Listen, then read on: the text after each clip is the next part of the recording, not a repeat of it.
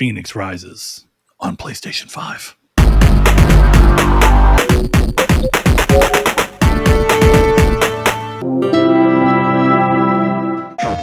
Hello and welcome to Triangle Square, the PlayStation Podcast. I'm your host, Brett Beck, and alongside me, sporting a Lancer in hand, is Mr. Chris Phoenix Figueroa. What up, brother? Does that mean I can be Coltrane? Let's fucking go. Coltrane, baby. Hey, welcome to PlayStation Podcast, where me and Chris are really just gamers who primarily talk about the gaming industry through the lens of fans of PlayStation, but we play anything and everything wherever we want. Though, as we continue to say here recently, almost anything that you want to play, you can play on PlayStation. It just drifts more and more that way as the industry kind of homogenizes. So let me spread it. You can more and more you can play anything anywhere. That's a better way to really say it. Yes. If you're patient enough, you can play anything nearly anywhere. Nintendo, I don't think they're going to give it up, but you never know. Could you imagine? You never know. So we are going to talk today about a handful of things. One of those being a price increase for the Xbox that pushes it well above its competition, at least for the time being. As we've already mentioned, Gears of War making its way to PlayStation as one of the next games in, say it with me now, guys, the whole suite. And we're going to talk a little bit about the big moment that really I think most people, and I think including Chris, have been excited for, which is finally getting to see a little bit more of Grand Theft Auto 6. So we'll get to talking about all that, and we'll kind of break into all that. But first things first, what we always do is we look and talk to each other about what we've been up to, what we've been playing, so that we can give each other our insights on what we maybe should be playing. And I'm very, very curious to put a little bit of pressure on Chris this week to give me why I should play one game in his list. I don't think you're going to have to convince me too hard, but we'll get there eventually. But also so that you guys can hopefully find maybe your next game based on what we're playing, so you can get our opinions and see if you should play the things that we're playing if you are not already. Or, the age-old thing of being on the internet and just enjoying hearing people talk about the thing that you've already played just to see how they viewed it. That's part of how it goes. I remember watching ACG's Days Gone review after I would platinum Days Gone, and I was like, man, this guy is so patently wrong in my opinion, but respect. I still watch 4 to 5 hour retrospectives on Fallout 3.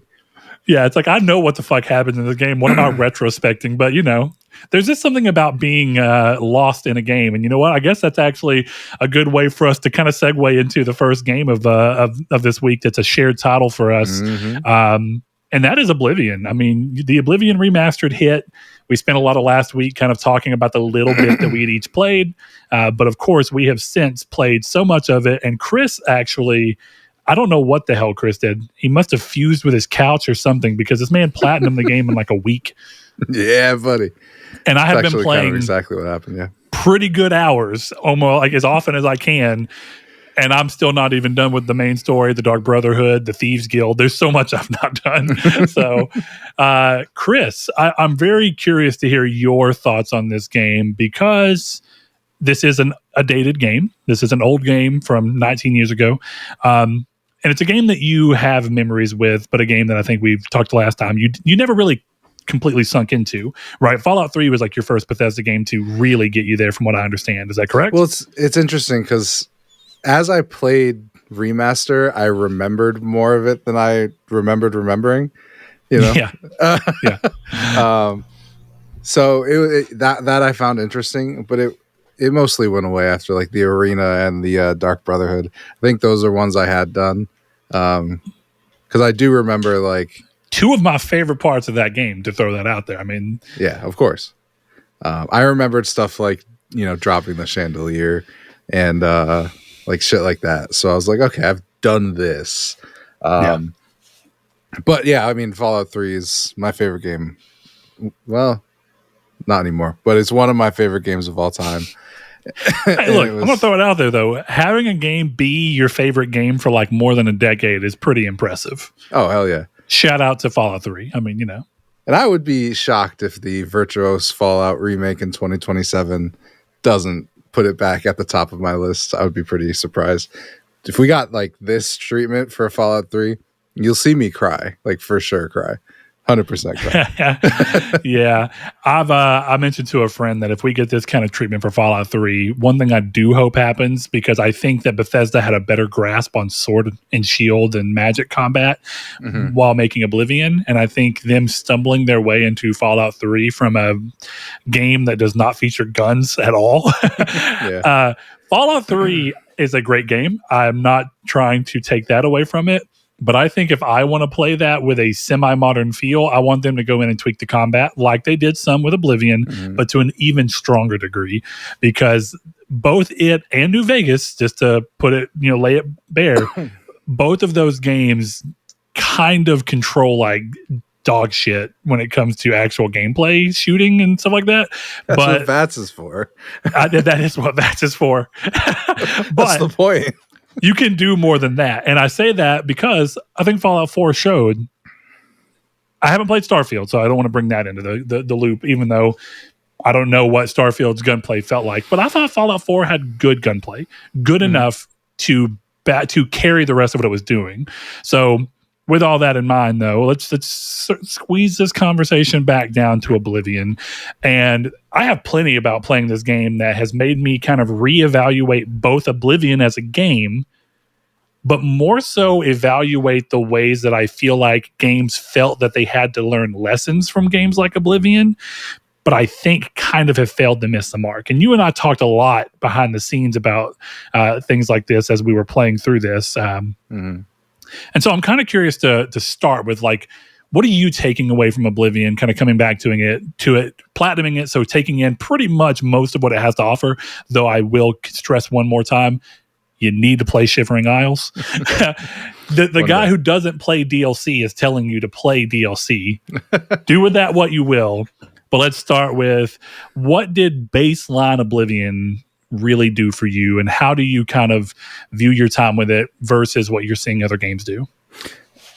I mean, I think the biggest thing with it is that it very much confirmed to me that Bethesda makes their own genre of RPG, and I feel like we don't, like, I feel like we lump them in with RPGs, but like if I gave you this and The Witcher 3, like they touch the same stones, but they're not really as comparable as people, putting them in the RPG box makes them. There's just something about the way that a Bethesda game operates, which is why, like we've talked about it before, like I don't think they'll ever move on from Creation Engine, even though it is like a relatively crappy engine. Like they build specific types of games, and when they shy away from that is, I think, when they run into issues. Like even with what I did play of Starfield, it's like I want to be in Boston, or I want to be in Cyrodiil, or I want to be in the Capital Wasteland and explore in there. And so to me, that was one of the things that I didn't love about Skyrim, is like I liked that. I think the concept that they could have taken with planets of being like walking into the supermarket in Fallout 3, right? So instead of this, it's open and it's kind of boring because space can be boring, it's like, okay, here's this planet that is one specific kind of thing, right? And I think that's what Oblivion, and of course Fallout and Skyrim, definitely to a little bit of a higher degree, really do well, is like you go into a cave and there's something there. There's some kind of, even like an environmental story, right? Sure. And I think that's a great spot to quickly put a pin in and bounce back for a second, because I can tell you that the thing that pushed me the most away from what they were doing with once they started really showing Starfield was, you can clearly see some Bethesda there. And the Bethesda that you see that is in line with what I still like about like Oblivion still looks cool. Like I wonder how these guild quests work, and I wonder how you get to talk to these people and how they view game design decisions. And I do agree that some of what they've been doing, they've been drifting even away from their own. If I'm just being honest, I think they've been drifting away from their own formula even before we got to Starfield, I think Fallout 4 shows signs of that. Even if Fallout 4 is still a good game, to a degree, I think most people kind of still look at it and go, I love Fallout 4, but it takes a step back in the RPG front while taking a step forward in the shooting front. Like, the gameplay feels better, but the role playing feels worse than previous ones for a lot of people. That's not true for everyone, but yeah, I mean, on that point with Fallout specifically, is I think that they took, it's kind of like they were looking at their own, like the special tree, right? And for Fallout 4, they took points away from charisma and put it into, perception. And that was actually pretty good for what's in the game. But because my point is, like, they dumbed down the dialogue and told you a more straightforward story, but the stuff around it is I think is the best they've ever done, to a degree. There's obviously some really good stuff in Fallout 3, of course, and I think that's the important part. While we're talking about Fallout 4, for anyone who maybe is a little new to the podcast and hasn't ever heard me say this, typically I do tend to focus on the story of games, and even Skyrim, normally Oblivion. I'm not this time on purpose, actually, but normally any of these games, I kind of mainline the main quest and then do all the extra shit. And so that's what I did in Fallout 4. And the problem I kind of had with that is that the main stuff in Fallout 4 is not bad, but it's just kind of underwhelming. And it doesn't feel like there's a lot you can really do to change much. And the RPG elements where you feel like you have some sense of agency feels diminished. And I think you're right. I mean, I think Bethesda's whole thing I think if you look at every one of their games, it's been streamlined. But I think the problem is that eventually you can streamline the fun out of something. Definitely when it's your own formula that has been working. And so the problem with that is I didn't feel compelled at all to explore the rest of the of Fallout 4's game world and characters and side stories, because I was just kind of like, at that point. I was like, the gameplay is better than it was in previous games, but the story just kind of left me wanting, and I'm just kind of over the game for this time. And I've actually wanted to revisit it and completely play it differently, where I essentially go and look through all the other aspects first to see what the extra stories are. Because I'd argue that what makes Bethesda games so great is really that they have a tendency to have a lot of middlingly told stories. And I promise I don't mean that as a hit. I mean that in the sense of they're not super dense. Most of the storylines are not super dense, but they tell a good enough story for the amount of time that they take up, and then you get to go and do something that's completely different. And there's all of those, and they're usually at a high enough quality that you feel good having played each one of them. And it's rare that a game has got this many enclosed storylines that are that quality. And so even though each one of those may not be as good as the main scenario of The Witcher 3, you're just kind of like, oh well, because Witcher 3 is kind of a bad example because it actually has some pretty killer side quests. Horrendous example. But the point being is that usually with Bethesda games, you're not comparing it to another game, because it's seldom do other games actually have that amount of side content at that level of quality, and with the specific Bethesda flair that other games just don't pull into the mix. And I'll talk a little bit more about that when we get there, but I wanted to take the pin out and let you kind of pick up wherever you want to from there. I think the main story of Fallout 4, and I think a lot of their games specifically main story, because side stuff is always usually pretty decent. Like Fallout 4 has Silver Shroud, which is I love that side quest. I don't know if you ever did that. Incredible. Didn't. Well, you if you wear the outfit and use the gun, he cosplays as the superhero, and you can talk as the superhero Silver Shroud, and like you go through the whole side quest again. It's fun. Good. You just play as a cosplayer.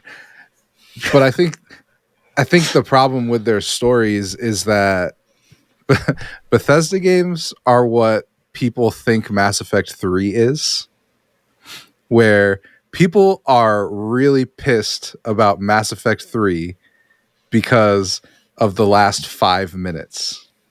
But in a Bethesda game, that last 5 minutes is the whole story. You choose red, green, or blue, and then you do red, green, or blue for the most part. Especially in Fallout 4, where it's like Railroad in Fallout 4, Institute. yes. whatever. Yeah. And then this one, I think even Fallout in 4 feels like I didn't mean to cut you off. I'm you're sorry. fine. Fallout 4 feels more like an Infamous style open world game where it's all about you're most likely gonna play through once and you're gonna do the Institute story and then you're gonna play through again and you're gonna do the Railroad story. Yeah. And that's kind of how the main story seems to be set up. They weren't always that way, but at the same time, I understand that you probably don't get a game as big as Fallout 4 or Skyrim unless you kind of just do that bifurcation and give people this.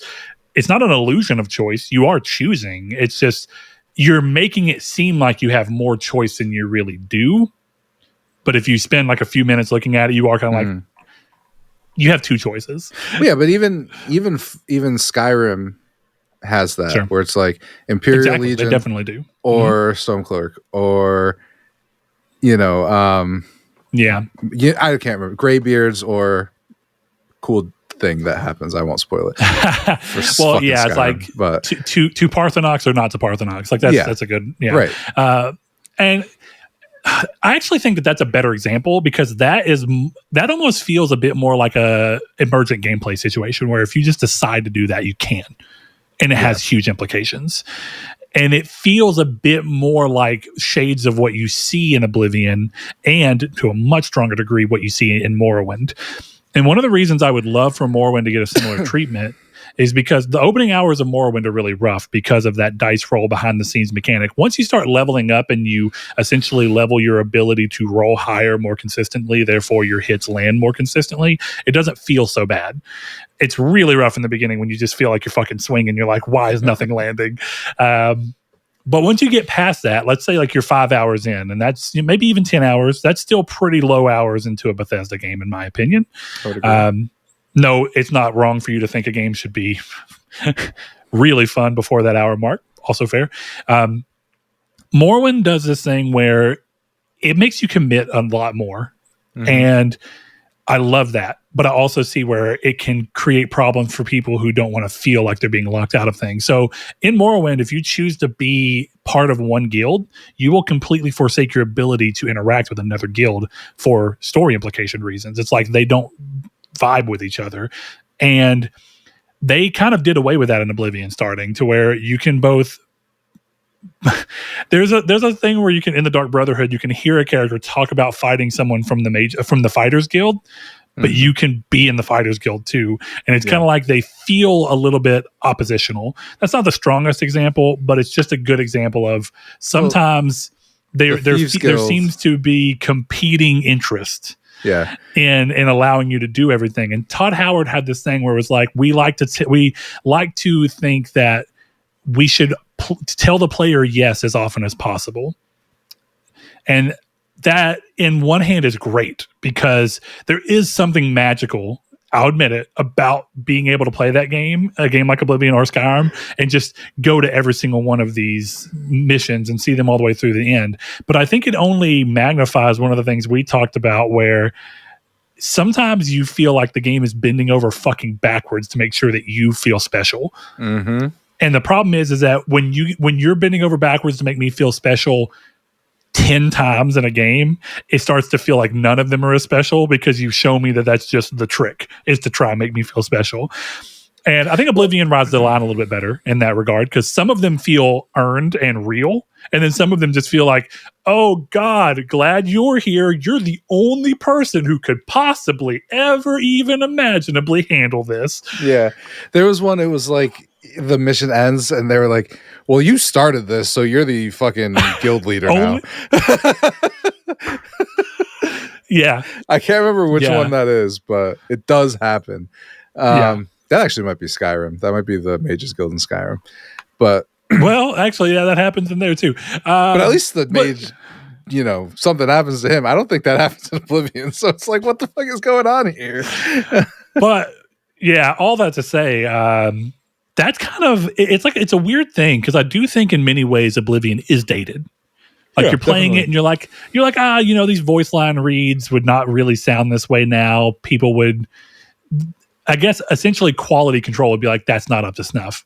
But I don't actually think that that's even an issue. Like, realistically, Yeah. Then we're on the same page. What I'm saying is, I don't think that most gaming companies, when they have people checking in at these multi-million dollars, I don't think most people would be like, that's good enough. Whereas I actually think it's okay. Yeah. Even to the degree where I know, like, they did not add nearly as many voices as you would be led to believe. 90% of the voice acting in that game is still the original voice acting. And there is a charm to it. And there's something to be said that I adjusted to it very quickly, and the world still feels massive without you having to pay, 40 voice actors. Yeah. And there's something to be said. It's like, why do we really need that many more voice actors to sell the same idea? And that's where I'm really curious to hear you talk about Clair Obscur, because I know it's going for a different thing in scope and scale, but I think it's still an RPG that's trying to do something bigger than itself on a budget that is not normally seen for that type of game. I don't want to jump the gun, but I want to talk about Expedition 33 because I'm very curious to hear your thoughts on it. I've been hearing nothing but great things on it, but I want to hear a little bit more in detail. And it's interesting looking at something like Oblivion, because I think Oblivion feels like a Greedfall to me now, to a degree, where it's like, I thought Greedfall was fantastic in 2019 when it came out. I don't think it needed anything. It was a budget game with sensibilities built around its budget, and I thought it was so amazing as a result. It didn't need to be anything else. And Oblivion feels like a game that the whole time you're playing, for the most part, for me, I felt like this doesn't need to be more than this. Like, it's excelling at being what it is. Well, is there still shortcomings? Absolutely. But I think the saving grace with the voice acting, maybe this is like a cope take, I don't know, but I think there's something to it not being perfect that's immersive. I don't disagree with that. It's a fantasy game. So why do I want the elf to talk like a doctor from Brooklyn? You know what I mean? Like, and I'm not even talking about like accents, just like the way that they talk. Like in a lot of ways, like Claire's a great game, and I love the story and the characters, but like they don't feel in their own world. They feel like they were written by people in our world, which is fine. Like, they're telling a story, but that's like, when you're not using modern, when you're not telling a story set in the modern age, give it some flair. And I think there is a thing in Oblivion where, they cut corners, and they probably didn't have money after Sean Bean and Patrick Stewart, Well, and it's also like, what other game had that amount of voiced characters and dialogue lines at that time? Right. And there's something I guess what sucks about that is that there feels the need that once Oblivion did that, you had to go bigger and better. Yeah, but that's weird. I guess what I'm saying is like what I like about Oblivion, and I think about Bethesda games in general, because my biggest criticism of Oblivion is that it's done too well. I know that sounds weird, but that's interesting. But I need you to quantify that now, because I need to understand exactly what you mean. I have a little bit of a gut feeling that I understand the feeling that you're getting at, but that's a wild claim. It's not something you hear every day. So, I think the biggest issue I have with Oblivion, and this is a small issue, I love the game, it's because of the coat of paint. It's way more generic than it was before. That's not a bad thing. Yeah. Okay. But it looks like every game that we play to a degree. Obviously the characters are fucking ugly. Obviously the world design is good. It's done well, but like there are a lot of vistas, and it doesn't, you look at it and you feel like, oh, okay, like this could have come out today, and that's okay. That's good. And I know that a lot of people really love, but what I love about Bethesda games is that they look like shit, that in a lot of ways that they play like shit, they run like shit, and they're still some of the most fun games on the market. Like, we talked about it. For anyone who hasn't been listening very long, I platinumed Fallout New Vegas 2, maybe 3 years ago. Yeah. And one of the things that we discussed is by the time I was trying to finish the platinum, I was getting 1 frame a minute. And I'm not exaggerating. I think I've sent Brett videos. He's seen it. 1 frame a minute. And it was still really fun. And that's interesting, because that's actually a rare example of a developer that's not even Bethesda stepping into trying to design games more in line with how Bethesda designs games. And in ways I like, it's really weird. In ways I like New Vegas more because I think Obsidian have better, they have historically had better writing chops. I think that they understand characters in a way that Bethesda just doesn't quite get. Yeah. And that leads to really interesting character moments and dilemmas and diverse paths that you can kind of go through because of the way they approach building characters. But I think the way they approach building the world, for the most part, and of course the gameplay loop and the ever-present items and whatnot, was more in line with Bethesda.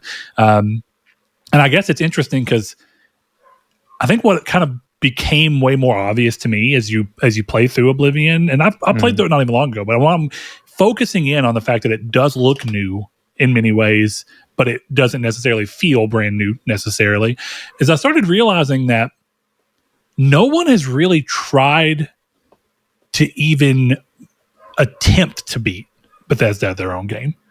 And I agree with you that for better or worse, Bethesda makes a style of game that is so unique to them that I think a lot of the times people use words like overrated or underrated and stuff like that. And I think here recently, I think I've heard a lot of people like, well, no, Bethesda's overrated. Or that another thing I've hear people say is like, oh, they haven't innovated.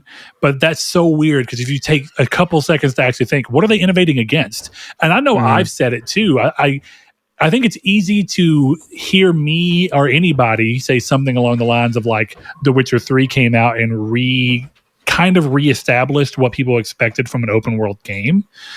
And then Fallout 4 came out and it didn't really move up in any considerable way from Skyrim. And therefore, it just felt like it wasn't there. But I'm not saying that Fallout 4 needed to be The Witcher 3 or anything like it. I think what a lot of people were saying is that the parts of Fallout 4 that disappointed me were Bethesda taking steps back on their own formula that I felt like should have worked, and that they should have. I want to see Bethesda innovate their formula, but it is weird to think it's hard to innovate when no one else is really trying to do the thing that you're doing. A lot of games get this benefit of having people try to compete against them in their own space. And then you come here and it's like, I think the closest we've ever gotten is the Outer Worlds. Yeah. And I even still think the Outer Worlds is distinct, but it's the closest to a Bethesda feeling game that I have played. A lot of people thought that was going to be the aspect with Avowed, and I think it's conclusive to say that Avowed really is not even remotely trying to be that. Yes, I'm trying. Yeah, so that is weird. Usually you go, oh, Grand Theft Auto came out and sold millions of copies, and so suddenly everybody was trying to make a GTA clone. Call of Duty came out, sold millions of copies, suddenly everybody's trying to make the Call of Duty killer and the Call of Duty clone, right? Oblivion comes out. No one's really tried to make the Oblivion killer. Skyrim comes out. No one has really tried to make a Skyrim killer. No one's tried making the similar type of game done better, or even just done similarly but a little different. It's weird. Yeah. Well, it's one of those things. But also kudos to Bethesda, right? Yeah, because that's the thing. I don't think it's even worth trying to a certain degree, because I think a lot of what Bethesda does is tied to that engine. I think it's a mix. So I actually wanted to go back. I'm glad you said that. So I want to recap you. You said that you don't think that they'd ever move away from Creation Engine because it's how they make games. And of course, if we're being like layman's, that's exactly, they use that engine to make their games. But I think I want to I agree with you, but I want to make a little bit of a clarification there. I think that even if they changed engines, every bit of jank and every bit of bugginess would come through on the new engine, because I think it's something inherent to how widely they have in the past, at least in the games that I've enjoyed, how widely they design their games. There are parts about like Creation Engine had this like, oh, well, you see small load screens between going in and out of like a building, but it takes a couple seconds. And then you go, oh, we're going to take that to a whole planet, but a planet that doesn't really have anything on it.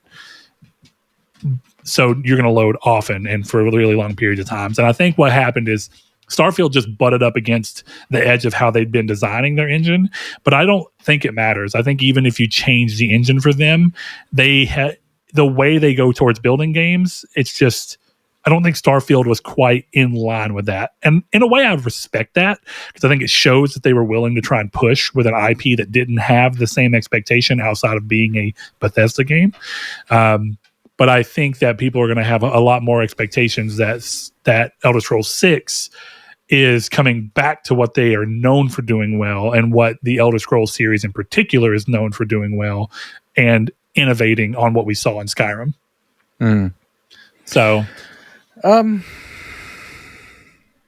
yeah, I just think I think it's a lot more difficult than you're saying, because the thing is, like, the second they move to Unreal Engine, what's the issue that comes up? You don't know. The Bethesda knows the issues that are going to come up in Skyrim. They know that I'm going to see a dude sweeping the ground as he moves across the world. Like, that's what they know is going to happen in Skyrim. But you put Skyrim in the Unreal Engine, does the game even work? No, probably not, because the creation engine is built to do what Bethesda does. yeah. So they can't just plug Fallout into Unreal Engine and be like, oh, this is going to work. And you can have your chest of a bajillion cheese wheels or whatever, the room of cheese wheels. Like, I think it's easy to think that, yeah, we can, we'll make it an Unreal Engine and that's great. We'll put it there and the game's going to look better. But they didn't even put Oblivion into Unreal Engine. It's the same engine because the game is specific. Well, you know, I think using Oblivion as an example for that is, if you actually listen to what they're saying, they wanted the game to feel the same, but with a prettier coat of paint. So the only way you get Oblivion to feel like Oblivion is to make sure it's still running on the same old kind of cracked together Gamebryo engines, what it's called back then. Yeah. But to your point, and just to make sure that you at least get where I'm coming from on it, what I'm really saying is I agree with you. Unreal Engine's a great example because it's the go-to engine everybody's moving to right now for various things. So let's say that Bethesda behind the scenes were like, we're moving to we're moving to Unreal, and we're going to start making the Elder Scrolls 6 in Unreal. To make the game the way they'd want to, they would have to do like what Bend did with Days Gone, where it was Unreal Engine 4, but it was just like, or maybe even 3, I can't remember, but it was like so customized that you could almost not even call it Unreal, because they had to build things that were specific to their needs that Unreal didn't already have in it. And so they just built that into their own bespoke version of Unreal that they started basically developing on top of. That's exactly what would happen, in my opinion, with Bethesda. Even if you moved all these people to Unreal, they would start trying to work into designing the aspects that they would need to add to Unreal in order for their games to work in the way that they have. And by the end product of all that, you would end up with all the same jank, all the same bugs, because they designed for a really wide net, and it's got its ups and downs. They designed for you to have the freedom to do pretty weird shit in a way that most games don't. And I guess it's nice to be reminded of that occasionally, because there is something to be said about it. Like, you know, as much as I don't think Starfield is a game for me, I thought it was really cool that whenever they were marketing it, they were like, yeah, object permanence exists. So you can just go and steal sandwiches from everywhere and then put the sandwiches in your hold and have a whole hold full of sandwiches because that's what you want to do. And that sounds kind of goofy, but I also spent 20 minutes last night getting a poisoned apple in Oblivion, following a character around, realizing that I set it on a table in front of her and kept hiding in the shadows, waiting to see if she'd eat it. Because unlike most even new Bethesda games, the AI in that game is so weird because they built it to be kind of free reign in this weird way, is that they'll eat. And of course, I started to crack at that because I realized what it was. I realized she wasn't going to eat the apple, but she kept eating. And I was like, okay, maybe if I put it in her inventory, whatever she's eating is from her inventory. So I reverse pickpocketed, which I decided to call put pocketing. So I put pocket a poisoned apple in, and then I followed her around for like 15 more minutes, and she still wasn't eating it. I was like, what's going on? And then I realized, wait, whenever she pulls the thing out, it's steak in her hands. And I was like, does this bitch got steak on her? And I pickpocketed her again. She had 4 venison on her. I stole those. And And then I think I broke the game because I kept waiting for her to do stuff. And she literally sat there playing, like doing an Archer thing for like 72 in-game hours. She never sat and ate or anything again. She didn't move. It's like her entire schedule broke because of me doing all this. So unfortunately, I never got to see her eat the poison apple, but I picked it up and ended up doing it to somebody else and watching them eat it. And that was kind of cool. I was like, cool. It does work. But they can't have any other food on them because they'll eat the food that they've already had with them. And weirdly enough, the game just doesn't actually ever deplete their quantity.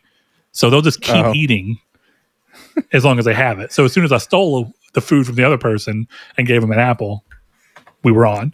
So stuff like that is just the unique aspects that I would love to see more games get into, and they seldom do. Like being able to go to your inventory and put an apple and then just grab it and pull it back out into the world and just be controlling it and set it down where the fuck you want. It felt like, I remember this, I first experienced that with Morrowind, picking up a fork on a bookcase when I was like fucking 9, however fucking old I was, and being like, oh shit, I can just drag this fork around and drop it wherever. And it felt like what I imagined VR gaming would be, but without having to have VR. So there's that. But I think the last thing I really want to say on Oblivion is that outside of kind of using it to reevaluate Bethesda and then also kind of buoy what I expect out of Bethesda coming forward with their next game, since it's not going to be a new IP, is really that something I told you. It's not really meant to be a criticism entirely, but it's just something of note. A lot of games have moved towards being less genre specific. Back in the day, a game like Horizon would not have been an open world RPG light. Yeah. It would have just been an action game with levels that you move through and you got done. But the games industry continues to kind of squish together and everything has to be a little bit of everything, right? So in a way, I've kind of realized that you've got to give credit to Bethesda for people are like, okay, good example, Velvet Thunder. We were talking and he was like, I really wanted them to do more with the combat than they did. And I said, I actually think the combat in all of Bethesda's games, besides Morrowind, because of that weird dice roll thing, it's accessible. And it works because even people who don't usually play games can usually pick it up well enough to survive if you're playing on easy difficulty. Mm-hmm. And it makes enough sense. Hold a trigger, you'll block with one arm, or do whatever with this arm. Hold the other trigger, you'll do thing with the other arm. And whatever you have equipped of those is what you're going to see happen. But as we were talking, I think moment to moment action gameplay, Horizon's a much more fun game than Obsidian, or than Oblivion is. In terms of the combat's got a lot of depth to it. There's quick movements. You got to really be on it for the most part. And it rewards that with like satisfying ways to kill these monsters. But the moment that I feel like that game steps into trying to be an RPG with this massive world that for the most part feels underdeveloped and underdelivered, and side quest stories that I don't think are very compelling, then you get to the point where you're like, I know it's not really an RPG. It's an action game wearing an RPG layer. So essentially kind of disguising itself in its RPG because everything is expected to kind of do that now. It's why it's in God of War. It's why it's in everything. But Bethesda takes the exact opposite approach. They go, no, we're an RPG wearing an action game skin. We just want you to believe when you're in Skyrim and Oblivion that this is an action game. But if you really get into it, what we're focused on, if you look at our design, is RPG. Yeah. And that's cool. So I guess if anything, I take slightly conflicting things out of this. I want to see games be a little more willing to go back to being genre specific and not feeling like they have to have a stealth element and an RPG element and a this and a that, because there can be really great games that just try to do one to two things. Conversely, if you're going to be a game that is going to try and wear these things, learn better lessons from the games that are inspiring you here. Learn more from Oblivion. You can't be Oblivion. I understand that. You're a different type of game. But find a way to make your side content more compelling rather than just filling up a big thing full of side content that's because you're expected to have a larger game. So It's been a great week playing Oblivion, or a great 2 weeks playing Oblivion, because I finally, I guess to cap that off, I finished Indiana Jones. I do want to talk about it, but I finally got to move into Oblivion. So before I go hopping into Indiana Jones, do you have anything you want to finish up on with Oblivion? And if not, can you move into Claire Obscur for me? Well, yeah, I think the only things I would have left to say is just like I said, it's fun. I wish that they'd done. I'm in a little bit of a weird spot because I don't want them to make changes.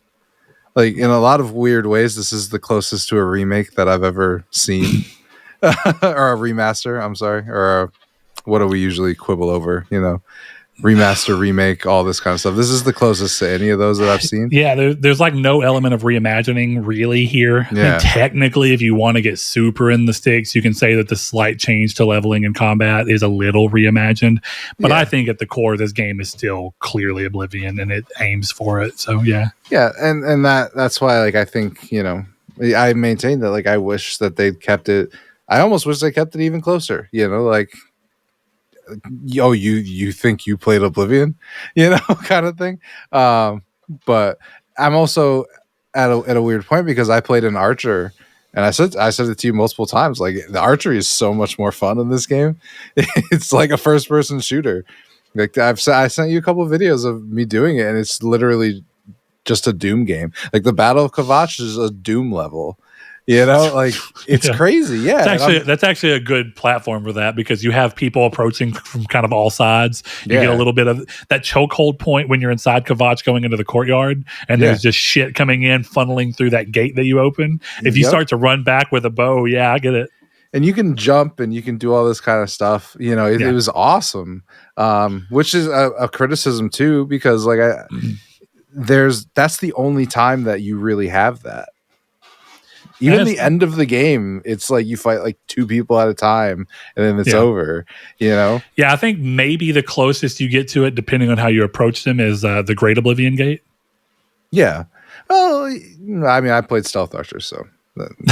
Well, okay, but that's not fair then. If you're the game never puts you in a situation where you could have that happen. It doesn't, because even in the Great Oblivion Gate, there's 3 enemies on screen at once.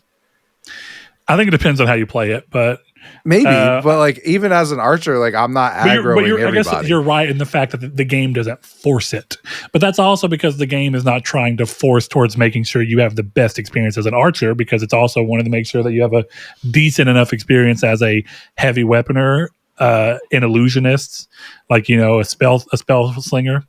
Yeah. So I get your point all the same, but. I don't know. It's even a balance to that is to kind of chime in on your thing of there's times where the game hints at something that you're like, it'd be so cool if there was more of that in the game. I mentioned this about some of the other things too. There's only 3 moments in Oblivion. Arguably, I guess there's a little bit more. You can lure enemies into traps, I suppose, that they have said they can get for you. But I'm always disappointed at how as soon as you start Oblivion, you have the chains that in your cell that you can hit, and you're like, oh shit, these are physically simulated. And then you go through the tutorial tunnel, and there's that area where you can hit the log thing and make the logs roll down and squish the goblin. And you're like, oh shit, this is cool. You only have about 3 more moments of that in that entire game. And it sucks because while the game is very physically driven, it doesn't do a whole lot with it. It's exactly what I talked about with Horizon, where you have the log traps only in the hunter's trials. And I'm like, I want that shit in the open world. That's way cooler. I want to be out and about, stumble across a fucking T-Rex boy and see if I can lure him into this area where I can shoot a thing of logs and have it tumble over on him. That's cool. And too often games hint at that, but then they don't ever actually maximize on it very often. And the games that do actually maximize on their gimmick in that way, like Battlefield Bad Company 2, where it's you can shoot a house down to the ground if you're just patient enough and fucking insane, or Red Faction Guerrilla, where you can go and hammer buildings to fucking shreds. That's cool. It is cool. and those games are very dedicated towards making sure that hey, this is a part of gameplay if you want it to be. I don't know, there's not a ton more to say. I think it's like I said, I think it was really good. I really enjoyed getting the platinum. So yeah, a lot of my criticisms are just stuff we've kind of touched on. Like the game putting you in positions of power for no reason. It's very much like a U.S. election, and it doesn't make a ton of sense. But I don't know. That's part of it. Or like I wish that they found better reasons for stuff. Like the Fighters Guild, where it's like there's reasons, but there's not reasons. Like it's the guy. Like you talking about the final mission of the Fighters Guild? Well, I mean, yeah, but also just in general, it's one of these like, it's kind of the same thing of where it's like, why wasn't Spider-Man helping with the Thunderbolts? Like stuff like that. Like they're in the same fucking city, and it's like, so you had no other fight. Even the dudes who have been calling me a piece of meat all game, he's not qualified to do this. Yeah, that's you fair. didn't go to him first. Why did you call me? I'm a Red Guardian. Like I don't understand. And even more than that, you don't spot those. It's like the illusion's a little broken because you don't spot them out and about doing things separately in general. Like you can make the argument like, oh, maybe he's doing something. I don't think I ever saw that with the Fighters Guild. You see it, but you see it with the Dark Brotherhood and the Thieves Guild. And the Thieves Guild. And I think that's cool because there's a moment in the Dark Brotherhood that is like a famous moment for this game in particular. But suddenly you get a lot of map points on your for your quest thing. And I remember when I first got them, 2 of them were like way out on the map because they were in the middle of contracts. I was like, that's cool. Yeah, that's pretty sweet. What's weird is I've played this game a ton of times and I don't think I've ever seen that, but I saw it this time and I was like, that's neat. It was like even in that one, it's like, yeah, this ending like makes some sense, but then you think about it for 5 minutes and you're like, I've done all of this terrible stuff to the organization. I've done all of this terrible stuff to the other higher organization. And now I'm the leader of all of you. you know? It's certainly weird. There's something to be said that, don't worry, there's a lot of mileage you can get out of the Chosen One thing. And I think Skyrim goes even fucking harder on that than Oblivion does. It goes so hard on that. But all the same, Oblivion goes in on it. They try to sell you this thing that actually Martin is the Chosen One in many ways because of how the story plays out. But if you think about what the game is actually telling you non-verbally, it's you. It's you. And I think that's why I think Oblivion is so, that's why I think Morrowind is so cool, because I think it has a lot of what's in there, but Morrowind's just so much more dedicated into being a hardcore RPG. Because like there's no quest markers in Morrowind. You have to read blocks of dialogue and it'll be like, there's a swampy cave northwest of the crossing sign below this city. And you're like, oh, okay. And then you just got to go fucking look for shit that matches the description. And you just got to be like, here's a signpost. It says that this city is this far away. There's a cave right here. Could this be the cave? Yeah. And that's cool. And I'm glad that games are giving people the options for shit like that. Like you can play Red Dead 2 entirely like that if you just choose to do so. And that's sick because the game is at least designed for people to give you verbal cues. And then if you just don't want them, the game still gives you a quest marker if you have that turned on. But then there's something cool about that. And it goes even further because it's just like, okay, but you joined a guild that's all about killing people, and that stops you from joining. Like, or you joined a guild that's all about killing people. It stops you from joining a guild that's about protecting people. Yeah. Well, it's like you said, you were talking about it a little bit earlier, but like the game like actively notes animosity between the Thieves Guild and the Dark Brotherhood, and like you're the leader of both. Yeah. Like I don't understand. And I shouldn't say that. I do understand. But I think, and this is a very like 2010s coded idea, I guess.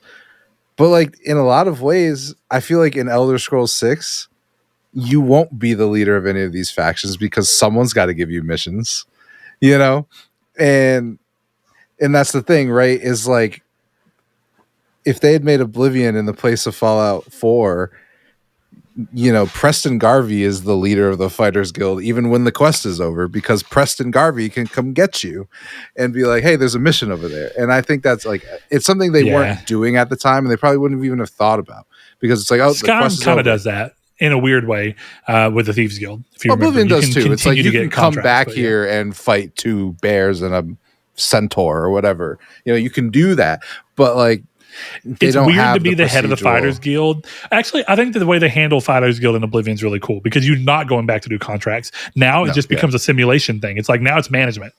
Yeah. What do you want to do? Who do you want to recruit? Do you want to do more recruiting or more contract gathering? Yeah. You're going to make money off of it. I think that that's cool. It is. I think some of the other ones are like, It's like, what am I going to do with the Dark Brotherhood now? Yeah. Oh, yeah. Oh, we're gathering new members. Well, fucking leave me alone, bro. You can't I'm not offer me listening anything. to her. Okay.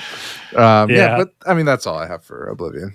It's a great game. Okay, well let's scooch over because we spent more time on that than I anticipated, but I shouldn't have. I should have realized it's a landmark game, as we mentioned last week, and I think that it informs a lot of what's happening even in the games industry today because you can see the clear path from Oblivion to Skyrim. From Skyrim to Fallout 4, from Fallout 4 to The Witcher, you keep going down, and you're like, I see how over time the lessons that Oblivion first started introducing, or some of the ideas that Oblivion introduced, have been shifted. Some of them have been improved upon. Some of them have been bastardized. Some of them have been tried to squeeze into something that didn't need it. So it is interesting, but I think that we're in a bit of a different thing because it seems like Clear Obscur is a bit more of and please correct me if I'm wrong, but it seems like what Clear Obscur is kind of doing is like, no, we can make games in the same type of way that old Final Fantasy games were made, turn-based and story-heavy and dramatic and all, and it can sell, and you can make it for a reasonable budget, and you can, as long as you have people who are just dedicated and want to do the work. And I guess I want to start that by saying I saw a thing today that was, or maybe yesterday. My days are kind of running together, but where the guy who directed Clair Obscur was working at Ubisoft and felt bored at what he was doing there. So he's just like, I want to bounce and make a game that I'm actually passionate about. And there's something to be said about when you can get a group of people who are all passionate, even more so when you read a lot of the people were just found on Reddit. So it's like our writers were from Reddit. Cool. I loved that. That's fucking sick. They just found the composer's Bandcamp and then you made a fucking insane soundtrack. Oh, dude, there's one boss fight where the soundtrack completely changed genres. I was like, what the fuck? This is crazy. I love this. In terms of Claire, I mean, it's just really good. Like everyone, you've heard it by now, but what I love most about it is a turn-based game, and you could play it that way, but there's just so many ways to evolve the combat. First of all, you're build crafting. It's the first game where I've really gone in and been like, okay, well, she has this skill. It helps Mael use this skill, but I have to have this skill on Mael so that she's in this stance, so that the attack I use with her does this, so that she gets a buff. And it's kind of nuts how many ways that goes through. And it's even, that's something that I felt like was missing from Persona 5. Once you kind of understand that Persona 5 real combat shtick is that they just want you to abuse the shit out of the one more system. Yeah. It becomes very quickly trivialized, and I never felt like I really worried about what any of my people had equipped or were doing anything. I would just do the thing where you open a chest and it's like, yo, this is a new gun for me. Can I have it? And be like, sure. I never looked because I never felt the need to, Yeah. I mean, this game I think does do that better.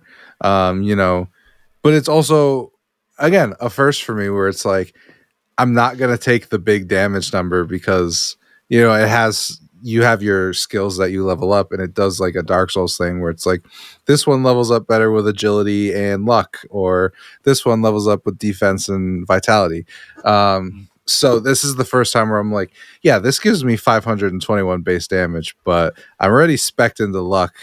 So I'm going to keep this weapon because it's just better for what I'm building towards. But I don't know. It's just the dodge and parry mechanic is really fun to engage with. It's like, well, now you might be speaking my language. So let's so that's where break in here. It's just kind of more like so I'll tell you, one of my favorite turn-based games of recent years is surprisingly South Park: The Stick of Truth, and to a different degree, The Fractured Butthole. And the reason is it's something I really liked in a spin-off Kingdom Hearts game as well. but only for a small section. I like games that are turn-based, but they still give you reason to keep your hand on the controller and be thoughtful and ready to react. It's very And much that, so one of the things that you can do in South Park: The Stick of Truth is like whenever you go into attack, you've got to time your button press at the right time to get maximum damage. And if you're off a little bit, you'll still do damage, but you'll just do less. Yeah. And then whenever you're getting swung on, if you hit the right time, you can block. Not entirely, but you can minimize the amount of damage. And so you feel compelled to make sure that at all points of the game, you're like, I'm locked in. I can't rest for a couple seconds, because even though it's not my turn, the game isn't just happening. I have some ability to say something about what the game's doing, and it gives me a sense of agency in it. So go ahead. Is that kind of what it is? What this is, where this is like, it's Final Fantasy if in between attacks there was like a Sekiro mode. And that's specifically the way that I'm playing it is Sekiro mode, because I've never dodged. I only parry, and it fucks me all the time. But parry is much more, you have a bigger window to dodge is what I'm trying to say. And you don't, it's very tight with the parrying, but with the parrying you get the cool ass counterattacks. But what I love is like, you've got to learn the combos. You've got to do it. So it'll be like, oh, this guy's doing a slow attack and he swings with one hand, then he swings with this hand, and then he reaches all the way back and pauses for like 2 minutes, and then he comes down, and then he's doing a jump attack, which is a whole different dodge and mechanic, or he's doing a gradient, which is another type of parry. So, which the game actually telegraphs a lot more than I was expecting it to. When it added another parry, I texted Sean and I was like, there's fucking 2 parries in this game. I don't know if I like that. But it's very telegraphed which one's which. So it's really just how you want to play it. Like, I like the feeling of 5, 6, 7, 8, 10 perfect parries in a row to earn the counterattack, because you don't counterattack off one parry. You have to combo the entire, their entire combo. You have to parry the whole thing for you to get that counterattack, unless you're doing a gradient. The gradient ones, if you parry a gradient, you get it, even if you've missed all the blocks before. So that's what's really cool, is it puts you in the game and you're always parrying or dodging. If you're a big baby, you can dodge. But like I said, so that's what's really great about the combat mechanic. It's the build crafting. It's the way that, like, I can't remember her name, but the one who looks like Yennefer from the Witcher show. Her build is entirely about like building up, foretell on enemies, which I don't know what it means in lore, but what it does do is it builds up this number, and I can be like, okay, I'm about to die. I'm going to use this attack, which gives me 40% health, but 5% per foretell that I have on them. So then I just full healed up. Or the combo I was talking about earlier, right, is like, I have this set where if Mael is in her virtuoso stance, which is basically like, you've played Yakuza 1. You remember, like, you switch his heats or whatever. I think it's called heats. It's that. It's just that. So she'll have like virtuoso, which is 200% damage, but it's hard to get into. Or stanceless, which she's got nothing. Or she's got, I can't remember exactly what they're called, but one's like 50% attack, 50% damage increase. So in that virtuoso one, right, I have an attack that if I'm in that stance, I get extra. It costs 2 less AP, which is mana, whatever equivalent you want to call it. But if the enemy is marked, I get a damage boost. So the other character that I was talking about, I can mark with her before Mael attacks, and then Mael, because of the way I have her set up, she's already in virtuoso on the first turn, use that and then immediately win, where I'm maxing out damage. So like, though, that's like the small ways that you can play it that I really enjoy. Yeah, but I don't know. I'm hesitant to like put it forth and be like, you should play this. I think you should play it, but I'm not investing in you in a turn-based RPG again. So, well, no, this sounds a lot more like my type of turn-based. Like, like, you never heard me say anything bad about Baldur's Gate. I like Baldur's Gate turn-based. It's very different. That's not. Yeah, this is not. I had to try and explain that to my brother because he was like, "That game has like cool RPG mechanics." It's like, absolutely, it does. But like, just so you're aware, it's not turn-based in the way that you expect, but it's not real-time either. I was like, it's weird, but it works. It's awesome. I think what it is that a lot of the times, and I think that this is even what it is. I think for a while, the last few turn-based games that I played were just kind of all too simple. Mm-hmm. It was like, oh, there's not really enough to feel like I'm super engaged in this. And even if there is that build crafting element, which that exists in like Final Fantasy X, and I think Final Fantasy X is a great game. But at the same time, if I'm being honest with myself, I think I know that even if I were to play Final Fantasy X today and enjoy it, it's because of the nostalgia I had from playing it back in the day. Even though I think it's one of the better contenders of making sure that what items are you using, what characters do you have, what skills do you need for which fight so that you can have the right people rotated in, who are you focusing on getting leveled up, and whose sphere grids are you trying to do what with so that you can be prepared for this, that, and whatever. And that's great. I didn't feel that way in Persona. Persona was entirely cared. Like, that's just my most recent example, right, of like a turn-based game to that degree. It felt like what I didn't like about turn-based to begin with, which is just that once you figure the shtick out, it's really not hard. I think the one fight in that game that gave me hell, definitely once I figured out the grocery shtick. Store. No, that was like I was realizing the stick there, and then whenever I realized the game literally not only does it want you to abuse the one more system, it literally motivates you to put the game on the hardest difficulty. Yep. To abuse it even more. Yeah. And once I realized that, I played the rest of the game on the hardest difficulty because why wouldn't you? The game literally is basically begging you to. Mm-hmm. So, with that in mind, I just always felt like I was trying to care about what was equipped to everybody prior to that. And once that kind of clicked with me, I was like, oh, it doesn't matter. It does not fucking matter what I have on. Yeah. So, what I did? Every single person's accessory was just the fucking one to gain more experience so they'd level up quicker. Well, and I think, here's what I'll say. I love Persona 5 Royal. It's one of my favorite stories in games. I think Clair Obscur is a better game. So, yeah. Well, and that's the thing is I think that Persona, I think my biggest issue with Persona is that there's a lot of time spent on combat, which I don't think is, how I felt about the story too. I think it's a good story it's hard for me to tell if it's that the story itself, when actually being focused on, took too long, or if when the story being interleaved with so much combat that once you figure the stick out kind of gets boring is what felt too long. It's really difficult to tell. Yeah. I would be really curious to replay Persona 5 as just a fucking not now, but like in a world where I could essentially have someone turn Persona 5 into a fucking visual novel. How much more do I like or dislike the game? And I think that'll tell me how much the combat really played a part in some of my distastes.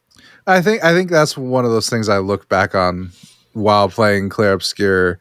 And like for me, so I think the difference between us in terms of like this specific thing is like I want to explore the little shit with characters.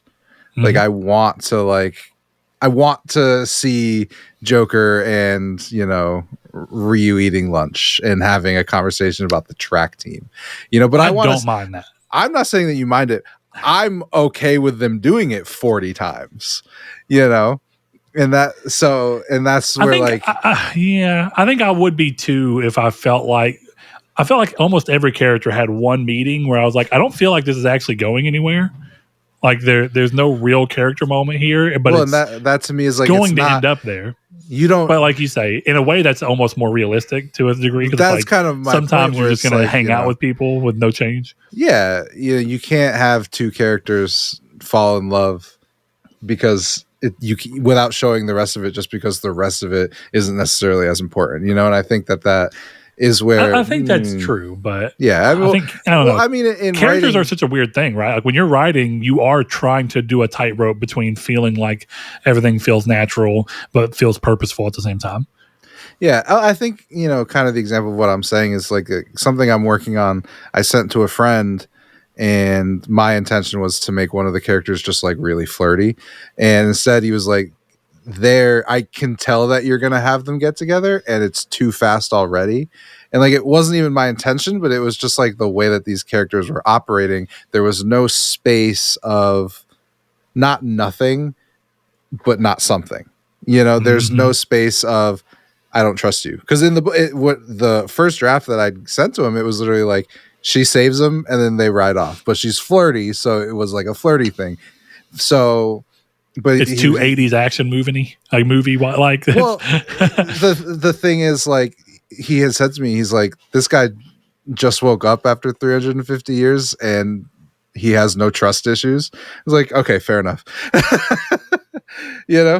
So it was like, and I think that's one of the things with Persona, and one of the things that this game does well, where it's like the optional conversations in this game, they have some semblance of mattering, but like there's one where it's just like one character tells a story about a bad haircut, and it's like it doesn't matter, but it shows you small instances of this is why they're friends when it's a cutscene and you're like, why would this character be defending this character? To a degree, it's just like, well, I've put them in this scenario, so they're defending each other. But as a character, based on obviously like relationship levels and all this stuff, I've spent this much time engaging in what is gameplay wise pressing X and reading, but character story wise, building up character relationship wise, it was the most important part of that, of having this conversation about the bad haircut and this character looking, showing some kind of humility to this other character so that character sees them as a person, stuff like that. So I like it in Persona and I like it in this. Clearly I don't like it in my own work, but but in terms of this, it's just one of those things where I like that aspect, and I liked it, like I said, I liked it in Persona, and then this does it too. What I will say about Clair Obscur, it is it is wildly depressing and also fucking hilarious. There's a character in there that makes me laugh every time he's on screen. Eugene, I think is how you pronounce him. You've probably seen him in the marketing, and just the way he talks and the things he says, I'm like, this is fucking hilarious. There's one point where they're like, you can fly, can you just take us there? And he goes, no. And I was like, this is fucking awesome. In terms of criticisms, until I don't like that it doesn't have a map at all. I know why. Okay, I will, before anyone tries to correct me in the comments, there is a map in the overworld, but that's not what I'm talking about. There's no, like, you go into these little places and there is no map in there.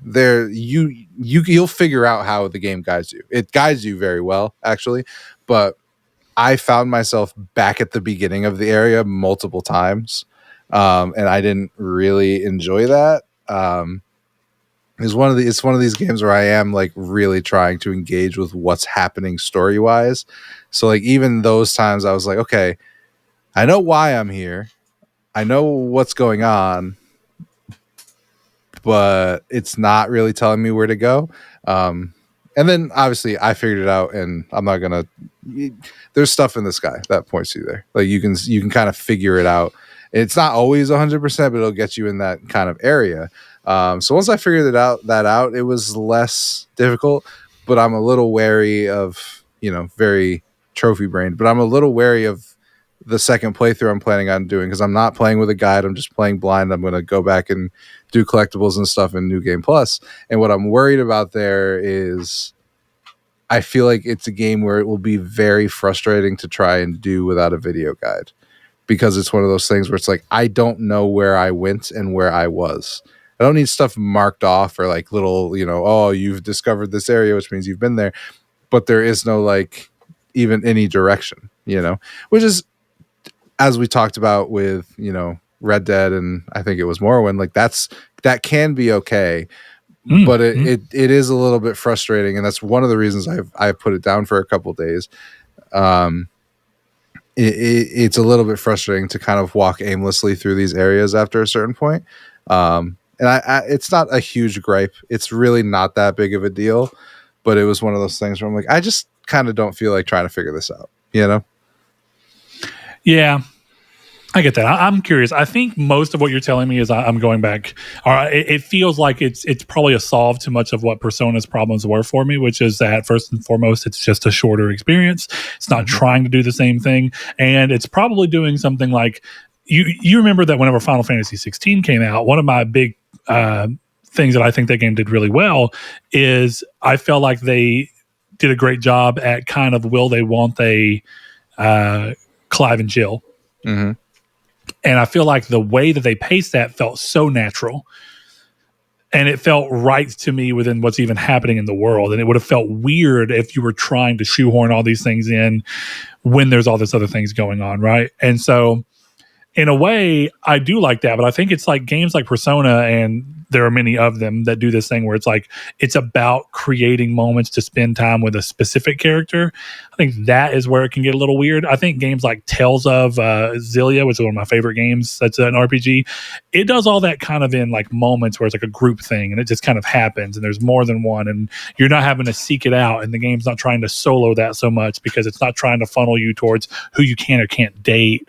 And it strikes me as though Claire Obscur is not really trying to do that. No, it's just trying to let you have all these characters, learn more about them, have moments that aren't really important to character development, but just kind of make you be like, oh, this is what I like about them as a character / person. And because of that, you don't have the same aspects that a game like Persona or any game that's trying to allow you to romance has. Mm-hmm.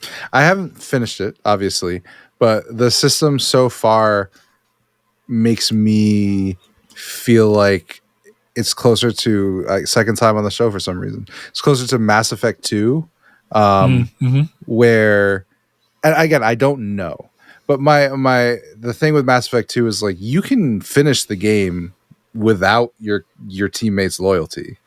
It's just you don't want to, and that's my guess of where this game is taking it. Where it's not like, oh, do you want to fuck which one do you want to fuck? It's just you're going through this quest with these people and you don't have to engage with this system, but I don't think you're going to like what happens when the game ends. So that's my guess anyway of the way that they're utilizing this system. I would be surprised if you didn't like it, but I was surprised at your take on Persona. But I've also grown as a person and can quietly accept that you were wrong about it. That's okay. I quietly accept every day that you're wrong about Nier Automata. That's just the world we live in. So hey, man, I've come around on other games.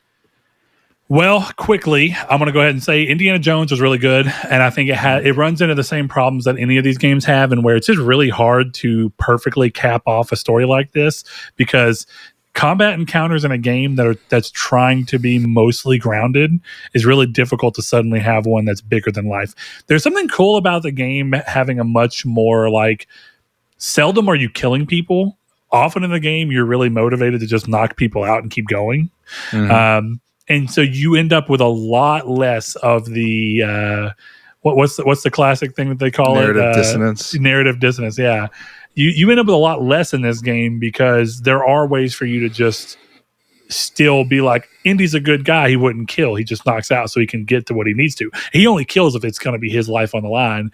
And Nathan Drake, I mean, ultimately speaking, Nate's life is on the line, but that's because the game makes all combat encounters essentially be him balls to the wall. They didn't change that till 4, but even in 4, the stealth mechanics are just you mostly killing everybody. I'm saying this from memory, but if I'm not crazy, I feel like they tried to address that by almost every time you go into large scale combat, they shoot first. Yeah, I mean, don't get me wrong. That's what I'm saying. They try to make it be like, well, he has to. Yeah, because he'll get killed otherwise, which is true. But it was cool to have Indy be more focused on having that be an option. And I thought that was really neat.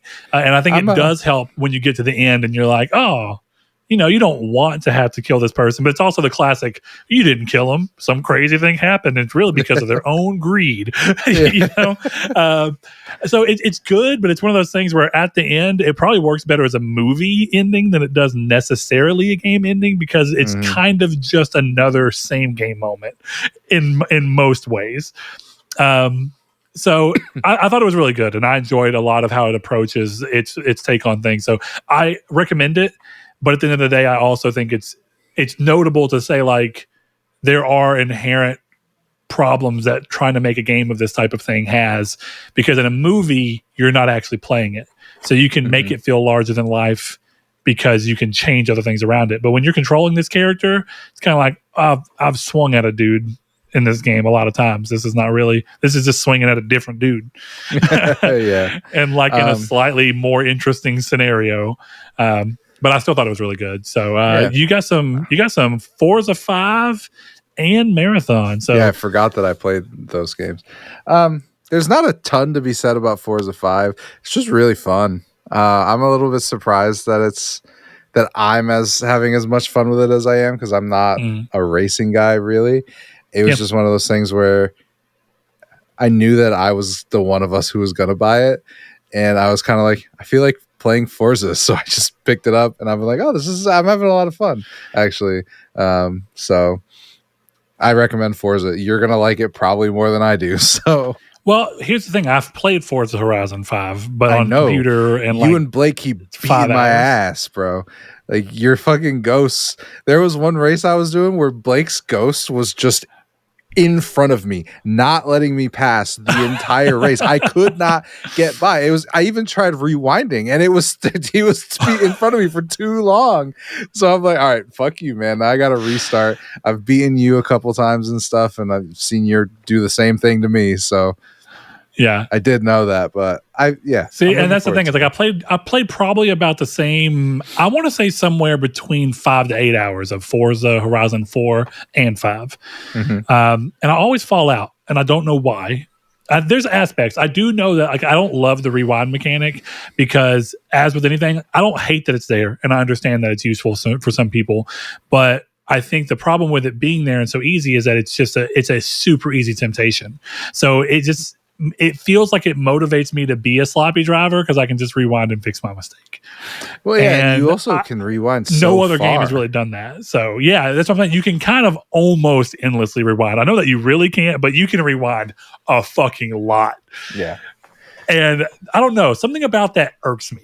And I don't hate that other people do it. It's just I don't like it. I think there was another racing game. I almost want to be like, can I just turn this off? Can I make it to where I can't? Yeah, I doubt it. But I think there was another racing game that had that kind of mechanic. But in that game, it was a bar. It was one of those like, oh, well. I think it might have been like, I never played it, but Split Second had some kind of weird time mechanic. Yeah, it was. Because you had to do, Split Second, you were making movies. You were a stuntman. So you had to be pretty. Yeah, that makes sense. But yeah, no, play Forza. I'm going to, definitely. I want a good racing game. So it's just finding. I don't think the driving's bad. I do prefer the Simcade take, and this is a thing based on, I think, more of repetition and just I liked a lot of the Need for Speed games throughout the last generation. I thought they felt really good. Some people feel differently. I think it's just, what have you been playing? I think a lot of people who played Forza Horizon during the 360 era, who maybe tried to come to Need for Speed, are like, no, this isn't doing it for me. And I think it's the exact inverse problem. I played enough Need for Speed that trying to go to Forza was like, this feels weird. I don't know how I feel about it. But I'm gonna approach it in whatever ways that I can to try and give it its shtick and its little run for me, because I do think it looks good. I understand why people like it. I think they're beautiful games. And there is something that I really like about taking an open world and changing up how you interact with it by putting you in a car. And that's one of the things is I usually fell off of Forza before I really figured out what those were, but I like the ones in Need for Speed, like finding hidden billboards and finding weird ways to crack them and break them, and finding like hills that you have to do like drift things around. That shit's fun to me. I too like Need for Speed Rivals. Yeah, if it's in this game, cool. If it's not, then I still want to see what this game has to offer.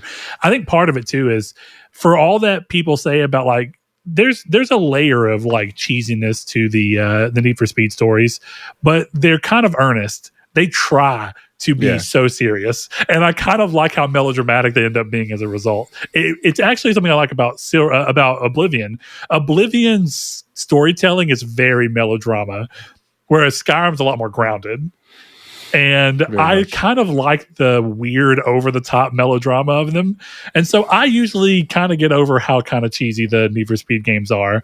But the problem with Forza, it's just, yo, bro, it's a fucking festival, bro. We're going to do hashtags and social media and shit, bro. And I'm just like, that wears my fucking, it wears me out. It's been wearing on me too a little bit, where it's like, yo, Chris, come down and race this ancient Mexican car across the fucking desert, bro.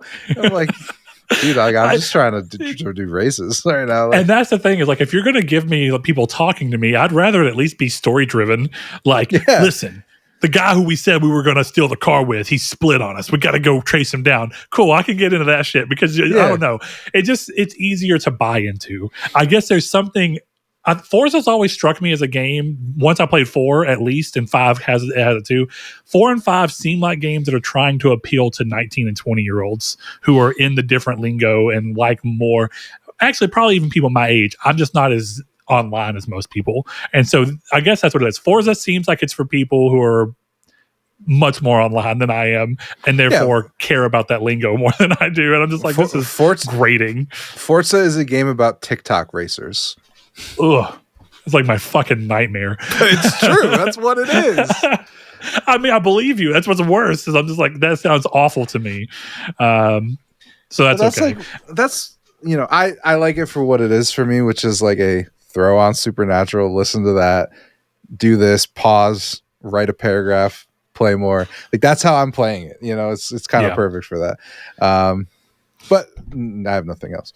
The last game I wanted to talk about because I forgot, and then I'm like, it was a closed alpha that I should probably speak about. I played now that you can. Originally, you couldn't. Yeah, this is true. I was wondering like what I was gonna say. Like, oh, I can't talk about the game I'm playing, which makes it obvious what game I'm playing. Very dumb. But no, I played a lot of Marathon. Me and my buddies got into the beta or the alpha. I think I like it more than most of the internet seems to like it. Which has put me in a position of, I don't think I'm going to buy it because most of the internet doesn't seem to like it. So who's going to be playing it? Do they not seem to like it in a way that feels like it can't be shored up throughout the beta and final release project? Or I think I think I do follow this opinion with everybody else. I think the game's just going to get delayed. I think it could probably use that. But I think what's there is fine.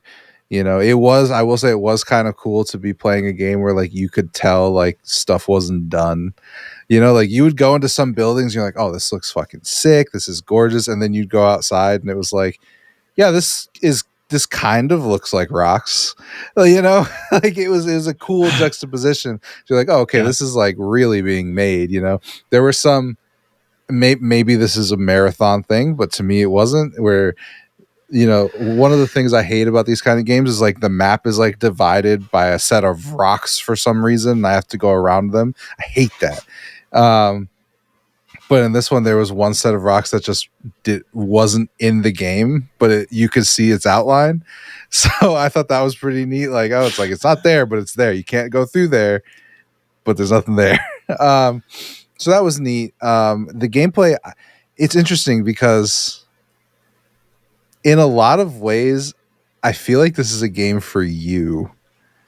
Yeah, you told me that, and that is a weird thing to hear because you know how particular I am about specifically shooter games online. I don't think you kind of know how particular I am about shooter games in general. That's the thing for me, is I don't think it's for you in that way. Okay. This seems like I'm going to engage in this system because the system in this type of game that I do like requires it, because it seems like it wouldn't be up your alley, and probably a lot of people's alleys because of the words extraction shooter. But like, I have nothing to map that onto is actually the biggest problem. Like I know that technically like Rainbow Six Siege is an extraction shooter, correct? no. Okay, so what is? Like Tarkov, the Dark Zone of the Division. I is an played the Dark extraction Zone shooter. exactly one time, so that's not a good thing to map onto either. Okay, so I have no clue what the fuck it is, and that's fine. So that's what I was trying to figure out. I think for me, this would be like, imagine Tribes of Midgar, which I didn't play a ton, so I could be talking about it in my ass, but I did play that session with you guys. Yeah. You know, you're going through, you're fighting all of this stuff to get your loot, right? And then you have to go back to your base and drop it off. And I assume, at least in some of these games, I'm sure this is the case, if you die in the overworld, that stuff goes away. So this is that, but with other people. And I think that's one of those things, like if you can get into that, like, okay, I want to build up my base, I want to see number go up big, you know, I want to see that kind of stuff, I want my character to be better, I want my contracts, all this kind of stuff. It has the same vibe as going out in a very dangerous environment. You don't do this, but for all intents and purposes, punching on trees and then going back to my base. Yeah, resource gathering and bringing it back. And I think that's the thing. I mean, I think in many ways that is what Tribes of Midgard is. It's doing that too. But I think the thing that I'm curious about here is that in Tribes of Midgard, you're doing that because everybody's getting better armor and better weapons as a result, and then you're able to build better like defenses around the city that you're essentially protecting, which is like your base for when certain things come. So how does that idea, if at all, translate into this game? Like, is it as you're going through, is there armor, or is it just strictly you have a chance of getting better guns? No. Okay, so there's armor. I believe there is armor. I wasn't entirely sure how that system works, but I know there were times where like Sean had better armor than all of us, and he made us stop doing what we were supposed to be doing so we could go back and he could keep it. But like, so the way that I would translate that is like your base is your character.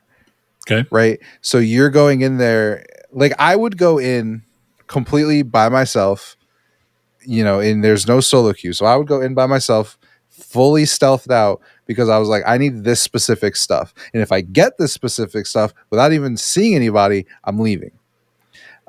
So that can be a goal where like I would do that and I would drop in with no guns, no armor, no ammo, so that I wasn't risking anything if I died. But I was, you know, getting what I needed. But some of the stuff that you do bring back is like, okay, I've brought back really good guns, or I have a good backpack, I have a bunch of ammo, I have resources. The thing is, like, if you go in with that stuff and die, you don't get it back, you know? So that's the push-pull of it, right? Where it's like I went in, me and Sean and Ben went in a couple times with like really good weapons, and like it was one of those things where it's like, sometimes you go in and you have really good weapons and you just dominate. You go in, you kill other players, and then you take their shit, which is the best form of looting in these games, is killing other players.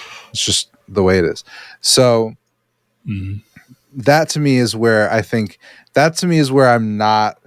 My thing to you was not you should play Marathon. It's you should look harder at Marathon. Yeah. Well, I guess one of the things it sounds like it might be missing, and I'm not saying it has to have it, but one of the things I really liked about Tribes of Midgard is in some ways Tribes kind of does this, like you're bringing resources back so that you can almost use it in like a Warcraft 3 style way, where it's like everybody's bringing back rocks and shit and gold so that then you can get the quarry up and going. And if you get the quarry up and going, you can get certain materials to make certain things so that you can fix these stones to fight this boss. And that's not the Warcraft 3 part of it. The boss thing is, but it's more like, oh, you're going back and we're going to fix the orrery so you can get rocks and shit like that. And then we're also going to fix the lumber yard so that you can get where it's producing wood for you. And that's a lot of what like Warcraft 3 is. It's like, oh, here's a map and I get to set things up and I'm going to send soldiers over here to cut trees to bring back so I can make something that basically starts to give me trees on my own so I can build this other thing and so I can fortify my thing so that when the other people attack, I have better defenses. And I think a microcosm of that is alive in a game like Tribes of Midgard. It sounds like it's probably not quite that in this, and I could see that that's probably fighting a little bit with what it's trying to do, because one of the big differences between Tribes and this is that Tribes is everybody PvE. Mm-hmm. Yeah, you know, So- you're fighting the world and you're defending from the world, and everybody's trying to work together. Whereas this is you trying to work together against other people who are trying to work together against you. Yeah, I think it depends on how strict your definition of a quarry is. And I know that sounds a little ridiculous, but I think my point is like the runs that I was telling you about, right? Where I would go in, I would play as the stealth character, and I would go in with nothing. It was one of these things where it was like, I need 12 micro discs so that I can get this upgrade and have 8 more vault spaces, right? So the translation is, you're not doing it to build up a quarry to get more lumber. You're doing this so that I can store more stuff. And then you're doing, okay, I need 15 microplastics so that I can go and get +5 revive speed. And then it has it if you want to be an asshole about it. Right? Like me, like if I want to be an asshole about it and be like, wiggle it into the definition. Yeah, I can put it in there. I would say that it's not exactly that. But again, I think why I'm curious for you to let me ask this, and this can be your biggest clarifying.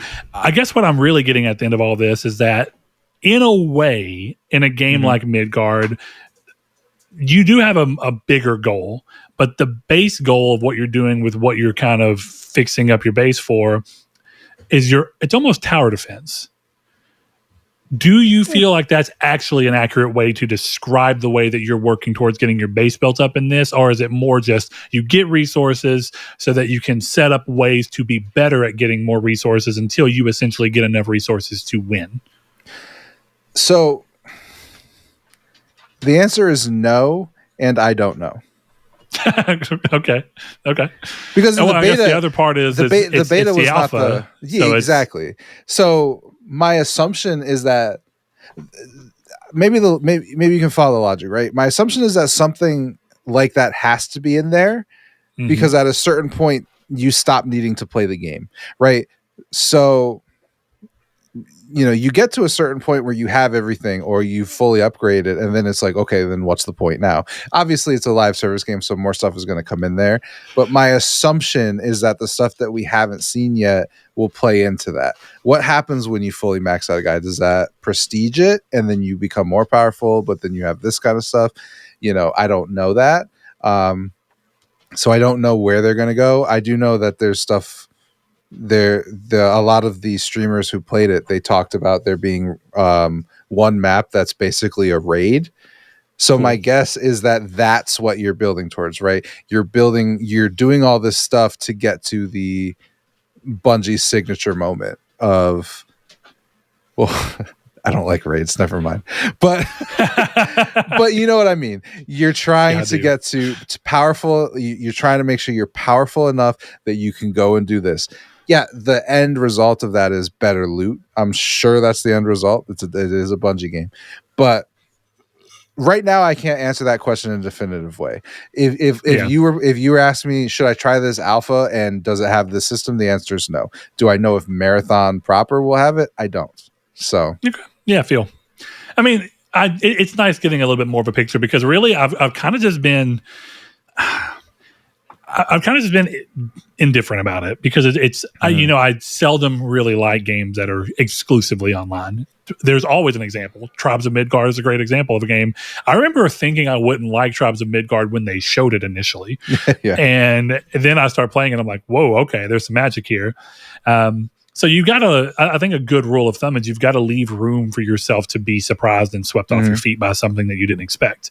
I think when you go into anything with too hardened of I know how I'm going to feel about this, it can catch you, and then it can just kind of double down on itself. So like, I know that there's probably a little bit of a feeling that you think I have that with Persona, but I really went into Persona with, really great intentions. And then the weird thing is that I didn't start to feel as negatively towards Persona until about the 80-hour mark. And then I was like, okay, when is this game just going to fucking get to it?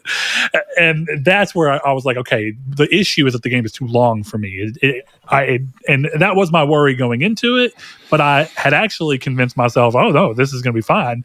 And then it caught up to me. And then I was like, to be fair, you played 30 to 40 hours more than anyone. Oh, than probably should have. Yeah, but even then, the way that you're supposed to play it, even if you do it ideally, is like 110 hours. So even at the 80-hour point, it's still okay. Yeah, but again, all that to say is, I still had to go into that game being I had to go into that game with the thought process of you never know what could happen. This game could end up blowing me away, and for a while, it did. I don't know if Marathon is the one because outside of it being third person, I think Arc Raiders looks better. I know you probably have no idea what that is, but it's another one of these. I just think in playing it, it's one of these things that I could see you coming up. I guess this is a different scenario because if you're playing it, we're probably playing it together. I at least have some semblance, but like it does seem to me as a game where I could see you going, I didn't think I was going to like this. And then I got into the mechanics and now I have a journal of shopping lists. Like I could see that. So that's why, again, my recommendation to you was not play Marathon. My recommendation was you should keep a closer eye on Marathon. It could be something you get into. So, well, and a good example of that is that's exactly what I did with Indiana Jones. Like, I didn't see Indiana Jones and go, oh, I'm sold on this. I had to keep seeing it. And then I kind of was like, maybe I should keep a closer eye on it. And then as I did, I was like, this actually kind of looks incredible. I thought you would have been on your knees for Machine Games the second that they that preview said it was a Assault from Butcher Bay clone, basically. I mean, that is part of what made me go, really now? Oh. So Todd Howard, what were you doing? But yeah, all right, man. Well, everybody play Marathon if you want to, and then talk to us about it.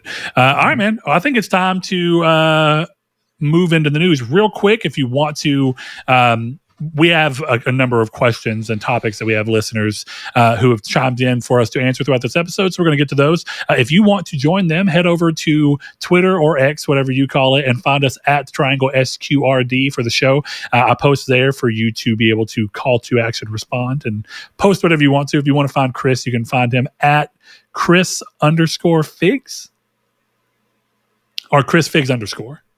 That's the one, Chris Figs _. There we go. Gets me every time. You can find him there. And if you want to join us and a whole bunch of our listeners in our moment-to-moment, day-to-day talks, you can head over to the Discord, which is linked in the description below, and hop in there so we can be part of the podcast discussion, general discussion, talk about music, talk about movies, talk about the games you're playing, ask us about what we're playing in the moment, or just ask for help for various trophies and random things that we get. Love to see it. So without further ado, though, the first piece of news is a pretty big one. We've been saying for a long time, and I think everybody I think the inclination wasn't hard to follow, but that we were eventually going to see pretty much every beloved Xbox series come along, and here we have it. I mean, we're one more step closer. Gears of War Reloaded, a remastered version of the original 2006 game, is set to release on August 26th, 2025, marking the franchise's debut on PlayStation 5, alongside launches on Xbox Series X, S, and PC. Priced at $39.99, continuing to have just that fantastic price point for these things. The game will also be available on Game Pass day one. This remaster builds upon the 2015 Gears of War Ultimate Edition, enhancing it with modern features such as 4K resolution, 60 frames per second in campaign, up to 120 frames per second in multiplayer, improved textures, lighting, and the elimination of loading screens between levels, which that's pretty fucking cool.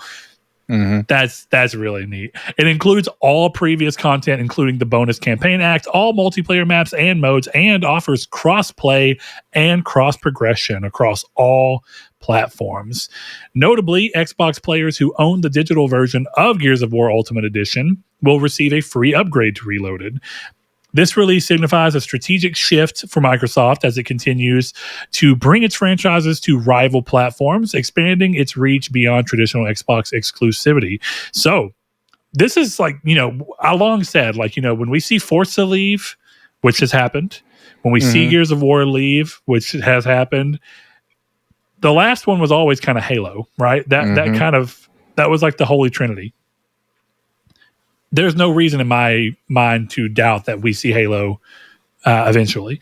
But I actually want to quickly kind of comment on what's going on here in general, because I kind of think this is genius when you take a step back and look at what Xbox is doing.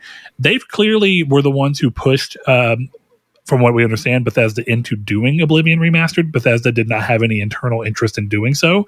But once Microsoft was like, it's going to happen, they were like, well, we're at least going to steer the way it's going to happen. And you see that here.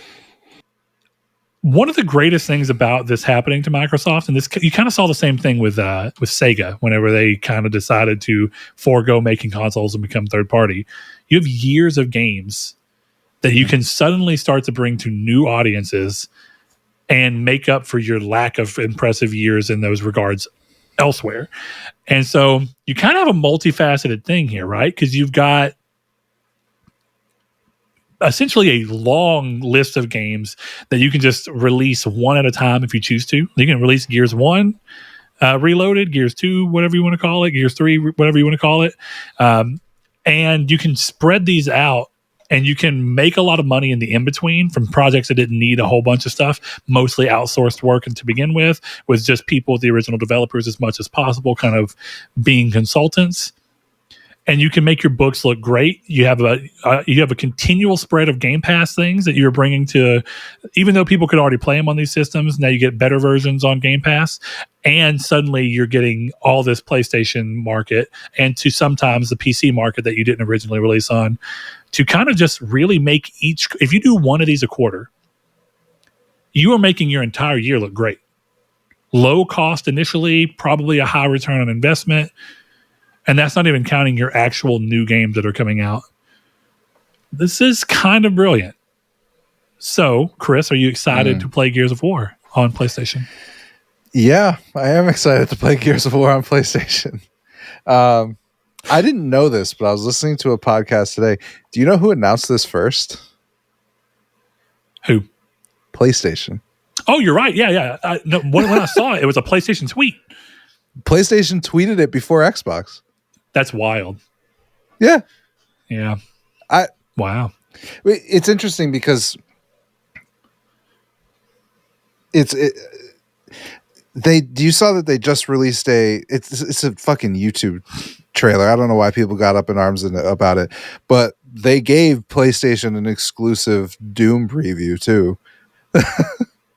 Oh wow. No, I didn't know that. It's literally advertised as a PlayStation only YouTube video, which is really dumb, but it's like only the PlayStation YouTube has it, I guess. Yeah. At least it might not be the same now, but it was when it first came out. So it seems to me that very clearly that I've been right about this for 5 years, so whatever. But it seems clear that they're full on like, this is our main console. Like, thanks Xbox, like we'll always be there. But we're advertising to the PlayStation audience now, because the reality is you're probably also in that audience. So, yeah, it's true. That's there, at the very least, there's elements of truth in it, even if it's not even if it's not their exact thought process that leads to them. The reality is that even if you do allow a moment to focus on that, you're kind of speaking to the majority of your audience anyway. Yeah, and even like. It was, and I say that partially. Go ahead. Sorry. It was leaked by that Bill Coon guy who's gotten all the a bunch of stuff right. There's a new Call of Duty PlayStation 5 bundle coming, and it's like it's all small stuff. Like none of this isn't like console war fodder. But if you just look at what's going on, it's like okay, they clearly see where the audience is. And, I think we have a question about it, but it's why you're never getting Game Pass on fucking Xbox, PS either. They'll leave that shit on Xbox. Yeah, I think there's something to be said about, I think that it's even more okay for them to do all these things because of the fact that this isn't it's not like they bought Bethesda and then this many years later with Bethesda only are doing a Doom exclusive. I think that's one thing. But I think everybody's already said, the moment that they bought Activision, it was a change. There was just no way that they can't look at everybody as their market.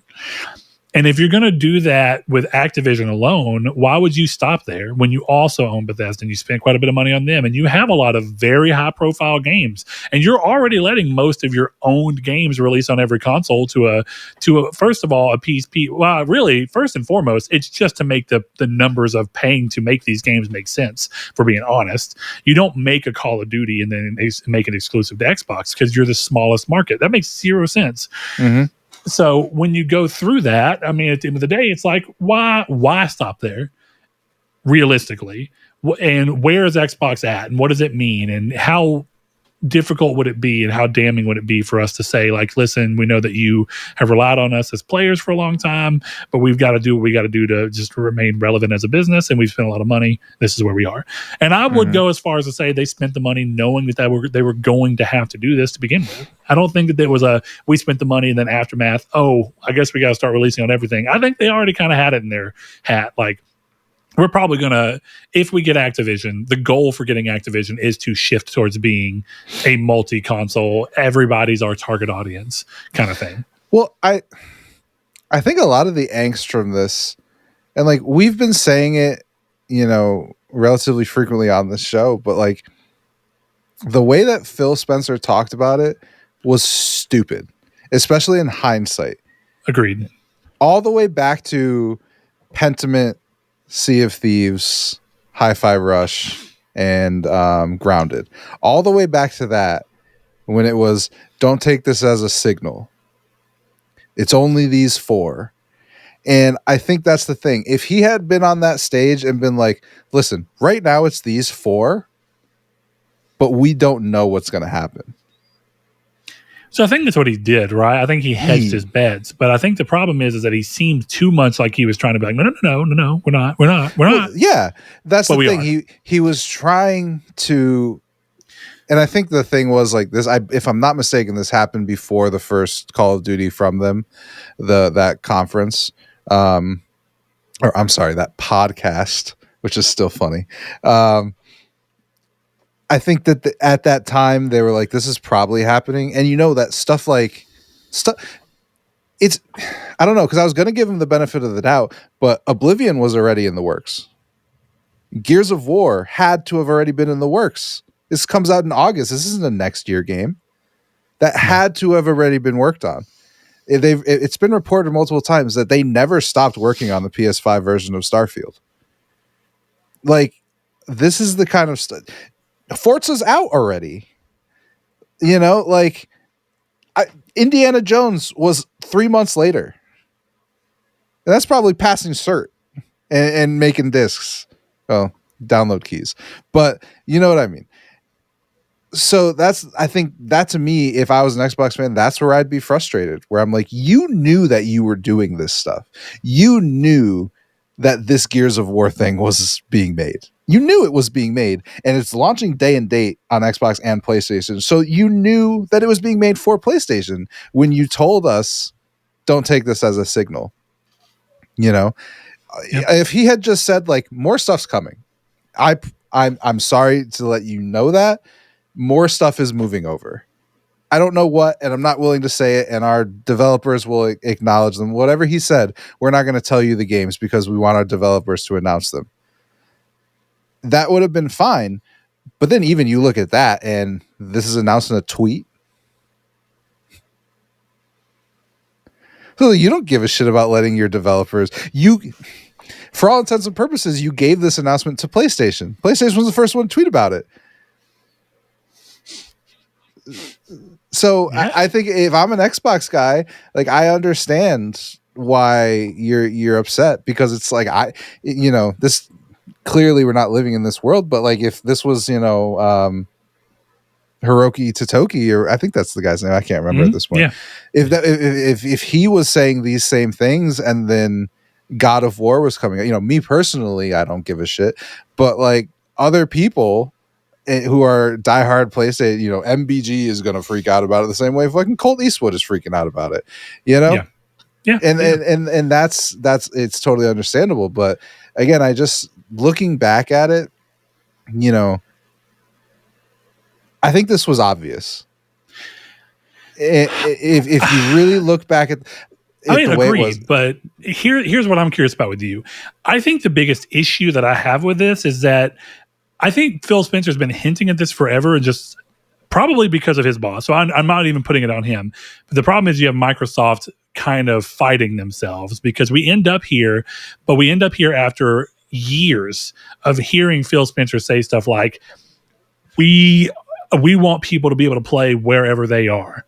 Mm-hmm. But then being also like, but Starfield's not coming to PlayStation. It's like, what do you even mean then? Like, why are you saying that if that's clearly not the case?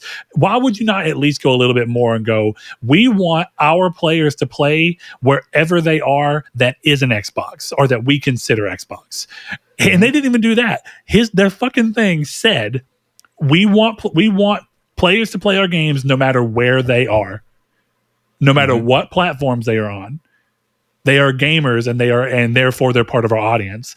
And I guess if you really want to be pedantic, like you were saying earlier, if you want to be a dick about it, you can say, well, yeah, but he's just saying like he wants these people to buy an Xbox because they're still gamers. They're still part of the market. He's just trying to pull them over. But I think when you look at what's happening here, that clearly seemed like it was front loading and building the expectation that one day Xbox won't be synonymous with exclusivity. And that's I think that's the weird part, is that I've always said that it's that weird double talking aspect. And I think Phil Spencer presents well, usually. I think he feels more like a layman.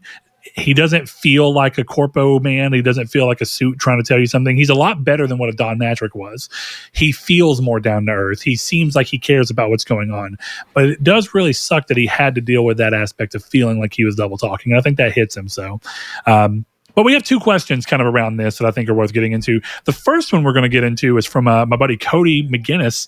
And he says, let's talk on how Xbox have joined the remastered bandwagon. Would be good. Seems like we've got lots of them in the works. So one of the things I think is interesting about this is I think Xbox has clearly been a little bit in on the remaster train, because they did like Gears of War Ultimate Edition and they did Master Chief Collection.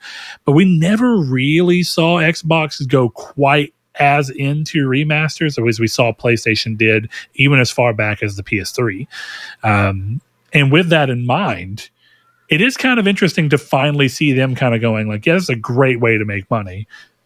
And unlike, I won't say completely, but sort of unlike Sony remastering Horizon and Days Gone, who probably don't have much of a new audience, we actually have a pretty large new audience in PlayStation users who have most likely played very little Gears of War, or maybe have switched over to PlayStation and missed Gears of War because they played 1, 2, and 3 on 360, but then PS4 kind of had them shift over, and therefore they missed out on 4, 5, and you know felt like they were going to miss out on E-Day, whatever the hell it's called.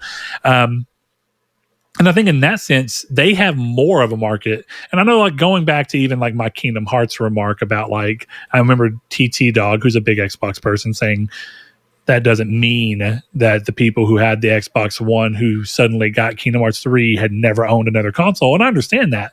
But I think there's also clear numbers that show you that a lot of the times consumers are kind of known for sticking with one device. And PlayStation has a number of people who have been PlayStation for a long time. Xbox has had wildly inconsistent numbers because they struggle to keep a consistent audience because of their market share, and a lot of that's just because of global market share. I mean, Xbox has always had a foothold in America. Even now, the Xbox Series console does well in America. It doesn't do as well as the PS5, but it does well. So it's like, at the end of the day, there is a lot of people who have probably been on PlayStation for most of this generation and maybe last, who have either never played a Gears of War title or only barely played one. And this is a good way to get that business in. So what are some games that, now that they're kind of joining this remastered trend, I don't really look at like Forza 5 or Sea of Thieves or anything being remastered. They didn't really do a whole lot of graphical work on them, bringing them over. It was really more about just getting the already good looking games over. So in terms of some of these older games that they're kind of starting to dig into, what are some games that are not currently remastered from Xbox that you'd like to see kind of get a highlight on new consoles in general, but also you having the opportunity to finally play them on the PlayStation console? I mean, I guess it depends how far back you want to go, right? I think you can go pretty far back. I mean, 2006 is a pretty... I mean, you could argue that it's 2016, but you're still remastering a game that originally released in 2006, right? No, and that's I what more just Oblivion mean, was like, as well. do I want to say Blinks the Time Cat? Like, that feels like a meme, but like I'm also like I kind of would like to see a Blinks the Time Cat remake. That's a cool character. Like, could that be like an Xbox guy? Yeah. You know? Could we get Blinks versus Sackboy in PlayStation All-Stars Battle Royale? The console war. That would be such a good fucking anyway. Yeah, I think I would say something like Blinks. I think Morrowind is an obvious one. Ironically, PlayStation is doing KOTOR, which is one that I would have said just because I've never played it and it's way too old. Fuck, man. I mean, here a little out of the box one, but I think would do pretty well if they did something like a Recore remaster for like $20. I could see that. I actually Recore is one of the games that I'm like, I always had passing interest in it, but I just never pulled the trigger. But if you did it now, I would be like, what is this? Yeah, I played Recore through Game Pass for a little bit. Quantum Break is one I don't even necessarily want a remake or a remaster. I would just kind of want it out. Dude, that's my game. My go-to example is I think that game's great. And I actually think the concept's super cool and still pretty novel. That game seems obvious. And I know that technically is a Remedy, so it's like not first party, but Xbox owns the rights to that game. I'd love to see them be like, remaster. Here we go. And you don't even have to pay Remedy for it. You can pay anybody, realistically, but that's cool. Yeah, I mean, that's the thing. Like, a lot of the obvious answers, like, I think it's obvious they're already coming. Like, yeah, I'm going to be playing Halo probably by the end of the year on PlayStation. Halo Infinite, to be clear, not Halo Master Chief Collection. So there's not a ton of good answers, I guess really the best answer is Gears 2 and 3. Yeah, that's true. And that's kind of the weird thing. Judgment fucks. It got a bad rap. Judgment rocks, dude. I think a lot of I don't think that they'd be as ballsy to do this, but I'd love to see them do it. I would like to see them essentially do the same thing they're doing with Gears here, where they're re-releasing Gears built upon an already remaster of Gears. I want to see them do that with Fable Anniversary. I want you to bring Fable Anniversary again and push the graphics up to 4K. Do maybe a little bit more of the texture work and bring that to PlayStation. Will next year for sure. I'd be willing to put money on it right now that Fable Anniversary will be on PlayStation as Fable Day 1 is PlayStation on Xbox in 2026, and also here's Fable Anniversary for $29.99. Yeah. I don't know. So the question, it's Gears 2 and 3. A lot of the stuff that they've done, I don't necessarily think need remasters, right? Like Gears Tactics would be a fucking incredible one to get on PlayStation. I love Gears Tactics. Actually, that would be pretty cool. Some of them are ones that I'm curious about because they're really more deals that they struck with somebody, but what could they do to maybe go through?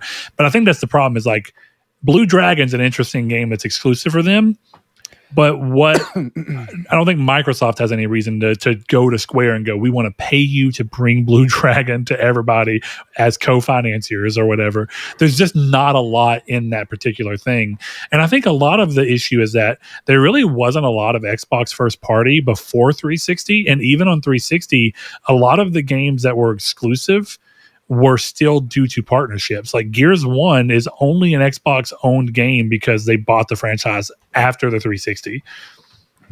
So if you think of it that way, for a long time, Gears wasn't even a first party Xbox game. I think they have a build on PlayStation. Yeah, one of the things that's kind of rough for Xbox is when you think they own a bunch of stuff, and so you can start digging into like, ooh, can we get a remaster of fucking Raven Software Syndicate or whatever the fuck? I can't remember who it was that made. I think it was Raven, right? Who did Syndicate? It was Raven. I was gonna say, yeah. That game fucking rips too. I'm thinking of Singularity. Singularity. That's not. Hold on. What did I say? Syndicate. Singularity is what I meant. Syndicate's a game, though. That's why Syndicate I was fully with you. Yeah, Syndicate is a game. Damn. 2012 video game. Who did that one? Wasn't it like a fucking John Woo game? It was Starbreeze. Oh, Starbreeze did it. Fuck yeah, that game's sick. Yeah, that actually is a pretty cool game. But yeah, that's kind of my example. Like a game like Syndicate that they Singularity that they own, technically would be cool to see done. But I don't think it has the same type of audience because that game was already on PlayStation 3 and 360, right? So I think what people are typically looking at there is like, well, what games did I miss that were on Xbox? But Forza Horizon was a big thing for them, and so are Forza. But those are both games that have a lot of licensing deals that you have to consider. And so those games are going to be hard to bring over. And why would you do that when realistically Forza Horizon 5 is bringing the same type of gameplay, but you don't have to worry about redoing all the licenses because they're still active. And bam, you kind of have a Forza Horizon on PlayStation now anyway. Mm-hmm. So a lot of it is just Halo. Yeah, right. And then the few games during the Xbox One era that they paid to be exclusive that weren't from them, like Quantum Break. This one's interesting because I think technically speaking, State of Decay is a good example too. Another great example that's interesting because technically PlayStation already owns the rights to this. And from what I understand, they could do it if they wanted to. Does Xbox have the right to remaster Sunset Overdrive? No. Because I know they have publishing rights to the first game, but do they have publishing rights to a remaster of the first game? Well, Sony owns the IP, so I would bet no. That's what I'm curious. It's just a straight curiosity, and they own it because Insomniac did. So let's just pretend Insomniac never got bought by Sony. Again, the question becomes: does Microsoft naturally have the right to remaster it since they own the publishing rights for that game? As long as it's a remaster, not a remake, anything like that, just a remaster. Would they have the rights to it? Would that carry through? And if not, what's the difference? Would they just be able to straight up port? Or is it only publishing rights? And that's where you get in this weird thing where it's like, I guess if they don't own any developmental right on it, that they can't do that. They just own the ability to publish it. That's a game where I'm surprised that it hasn't come out, given what's been going on. Should because they could just be like, yeah, put it out. Give us 30%. As if we made it and we'll be fine. Do what you need to do, or 70, whatever it is. I don't even know what it would be. That's the curiosity. Like if because it sounds like Sony's saying it can happen, but I guess they'd still have to have Xbox's blessing, and Xbox would still get some kind of payment off of it. Yeah, that's where my bet would be. Like they're like, listen, you can do this. We want a 50% cut or something like that. That's just maybe why they don't do it. It's probably not worth it. I will say, I can't believe I forgot this. Especially since Sega is working on a reimagining of the franchise. Where's the Jet Set Radio Future remaster? See, that one's an interesting one, but that goes back to who is that on? Is that on Microsoft to make happen? Or did they just pay? Was this more like a Final Fantasy VII remake exclusivity? Or is this more of a, no, we're publishing the game, but you're developing it? Therefore, we have some say in this, Excuse me. That's the curiosity. It's definitely the publishing one because Jet Set Radio came out on PlayStation. Yeah. Like the remake after Jet Set Radio Future. So, yeah. It's just the remaster of the Sega Genesis version. Yeah. Yeah. So, my guess would be that they had publishing rights for Jet Set Radio Future and they never let them go. In a weird way, it's kind of crazy to actually look at the Xbox catalog and have so few games that I can actually point to as being exclusive because Xbox owned it. Yeah. Like it goes to show, this is actually props to Xbox. The 360 was madly successful despite not really being an exclusives machine. Mm-hmm. By any standard. Call of Duty machine. Yeah. Exclusives matter, man. Like I get people don't like to hear that. I've had that conversation. I guess it was the timed exclusivity console. Yeah, because that was the thing. True. Like if you're an online game and you're on Xbox, you're getting all the DLC first more often than not. Scummy crazy. console stuff. Yeah, in a weird way, I think my only answers are weird shit like Quantum Break and Recoded and Fable Anniversary. Yeah, that's the thing. The only answers that aren't obvious are stretches. You know? Yeah, it's like I don't even know if they have the rights to do that if they wanted to. Could they do Blinks the Time Cat? I don't know why they would, but it could be cool. So another question that we have that's kind of around this is RMG0731, one of our patrons. He says, with the flooding of Xbox games to PlayStation, do we think this would be to set up potentially having Game Pass first party on PlayStation, get a catalog there built up to be bolstered by future games? And, I know you've been listening to the show for a while. So you may have heard this say this, of course, but I think everybody's kind of had the intuition of what are the chances that Microsoft could release Game Pass on PlayStation as a first-party only version of Game Pass? What would the value there be? What would they charge for it? Would PlayStation allow it? And there's a lot to be said there because I think in how we're seeing Game Pass work, or rather how we're seeing Xbox games releasing on PlayStation work, PlayStation's just getting the 30% of whatever the sale is. So if PlayStation just said, yeah, you can have Game Pass for only first party titles on our system, but we just get 30% of the Game Pass sub for PlayStation, for that version, then I guess that there's inherently no problem with that. But I think I'm going to take this off of Sony and whether they'd allow it and go more to what would Microsoft see in this? If I'm being honest, the way that I view this is that Microsoft is having their cake and eating it too. They're able to release things and spend development budget towards games that can be added to Game Pass so that if you're in one of those camps, you have it day one, and great, they're getting your Game Pass money. But if you're one of the many, many, many more users who have just decided that Game Pass is not for you and you happen to be on PlayStation or computer, you just buy the game and they make more money off of you buying the game than they do Game Pass. Mm-hmm. And I'm sure there's a point at which if enough people aren't buying the games but would pay for Game Pass, then that math starts to flip back over. But I kind of think with where games are at and how competitive they're being in pricing, like this $40 for this, $50 for Oblivion, I kind of think this is a perfect mix. They're getting the Game Pass. Hey, here's a new game for Game Pass. Here's Oblivion Remastered. Here's Gears Remastered. Sweet. But also, if you're playing on PlayStation, we're getting a much bigger... We're getting 70% of that sale, and that's a $50 game or a $40 game, as opposed to getting 70% of a $10 sub. Mm-hmm. Yeah, and I think that's kind of my thing. I think had you asked this question before the games had started to come out, the answer was, if they can, I think they'll do anything they can to do it. I don't think there's a chance in hell Microsoft would put Game Pass on PlayStation now. They've seen how much money coming in, and you think they're gonna, not you specifically, but they're not gonna make the same mistake twice, because Game Pass, like, it may work, it may be profitable, I mean, all these things that Xbox wants to say, anyone wants to say, it clearly in the main was a mistake to make things that retail for $60 $10 a month. Yeah, that people are going, and because that's the thing, right? If I had played Call of Duty through Game Pass, they would have gotten $10. They keep getting my money because I'm stupid and I forget to cancel subscriptions. But if I was a savvy person, right, I would have played Call of Duty and canceled it when I was done, which means that I would have gotten $10.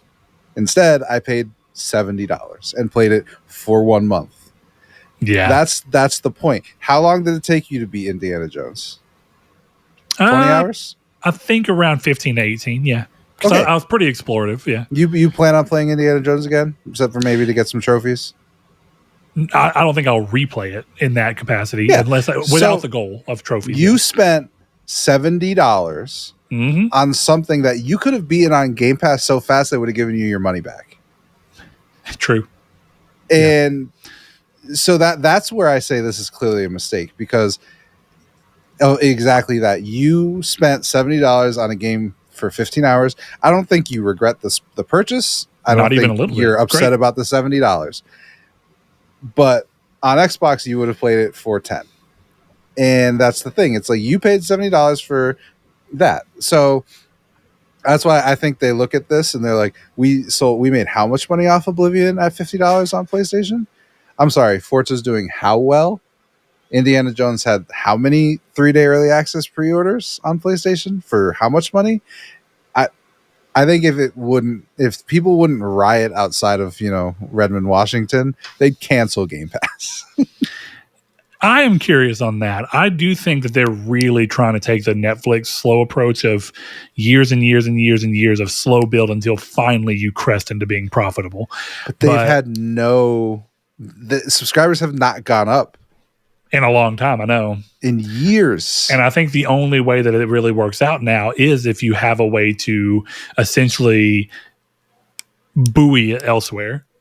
Yeah. And then that way you have a bifurcated, like we have this version for the people who like this, and we can keep their market share, and then we have the people who don't care about that, but who will just buy a game that they want.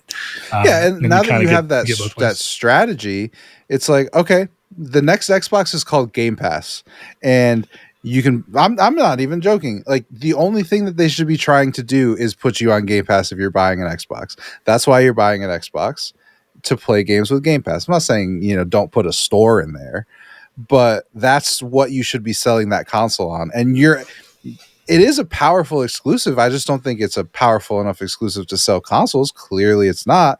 Of the exclusive that you get on Xbox is Game Pass. You get to pay $10 a month to play the game that those dummies on PlayStation are paying $70 for. I think the big thing for Game Pass that really surprises me is that they continue to seek out other games other than their own. I honestly think, this is me, I think that now that they own as much as they do with Activision, Bethesda, and all of their own first-party games, I really am surprised that they haven't just started to whittle down to where all Game Pass is still day and date, but they don't pay for any other games. All Game Pass is strictly Xbox's first party and all the games that they already own. And then that way you have legacy Activision titles, you have new Activision titles, you have new Blizzard titles, legacy Blizzard titles, you have new Bethesda titles, legacy Blizzard titles, all the old Doom games, all the new Doom games, and you just keep going down that list. And even with just the games that they outright own and have access to, you probably have more than 100 games on that service. And $10 a month for that is already a great deal. And then you wouldn't have to take away the day and date aspect quite as much. It's got to be compounded that not only are they, because they removed day and date, but it's got to be something that was even harder to do when they're trying to pay to have Claire Obscure day one on Game Pass. Like, what? I genuinely mean this. Clearly there's a value to the end user. What is the value to Microsoft? And I'm not saying there isn't one, because they keep doing it, which leads me to believe that there's something there. I just don't think it's obvious. Yeah, I would agree. All right, time to scooch on to the next news. PlayStation has removed Sackboy, the iconic protagonist of the Little Big Planet series, from its PlayStation Productions intro, sparking concerns among fans about the franchise's future. This change was first noticed during the screening of the Until Dawn movie, where Sackboy was absent from the character lineup previously featured in productions like the 2023 Gran Turismo film. The omission coincides with a series of developments suggesting a decline in the franchise's prominence. There are server shutdowns for Little Big Planet 3 last year, following a period of temporary suspension due to technical issues. Delisting from the PlayStation Store later that year, Sony announced the removal of Little Big Planet 3 and its downloadable content from the PlayStation Store effective October 31st of last year. And Media Molecule, the developer behind Little Big Planet, has undergone significant restructuring, including layoffs and the discontinuation of live support for its latest title, Dreams. The studio is currently working on new IP under the leadership of John Beach, who became creative director in 2023. So to contrast all that, as everyone probably should expect, Astrobot has been gaining prominence as a platforming mascot for PlayStation, receiving critical acclaim and featuring more prominently in public events. These developments have led to speculation that Sony may be phasing out Little Big Planet franchise and Sackboy as a mascot, although no official statement has been made regarding the character's future. This is sad But I also don't think that this is that surprising, nor do I think it's necessarily something that Sony has to comment on. I think that naturally mascots come and go, and I don't think that you typically go about making a remark and announcement about that. Definitely when it's one, I think Sackboy was a big deal for the PS3 era, but he was never a Nathan Drake, if we're just being honest. He was never a Kratos. And they haven't even like specifically said that like, oh, we're not making they said we're not making Uncharted games, but it had nothing to do with anything else, and people just being like, hey, are you making Uncharted games? I'm like, nah. No.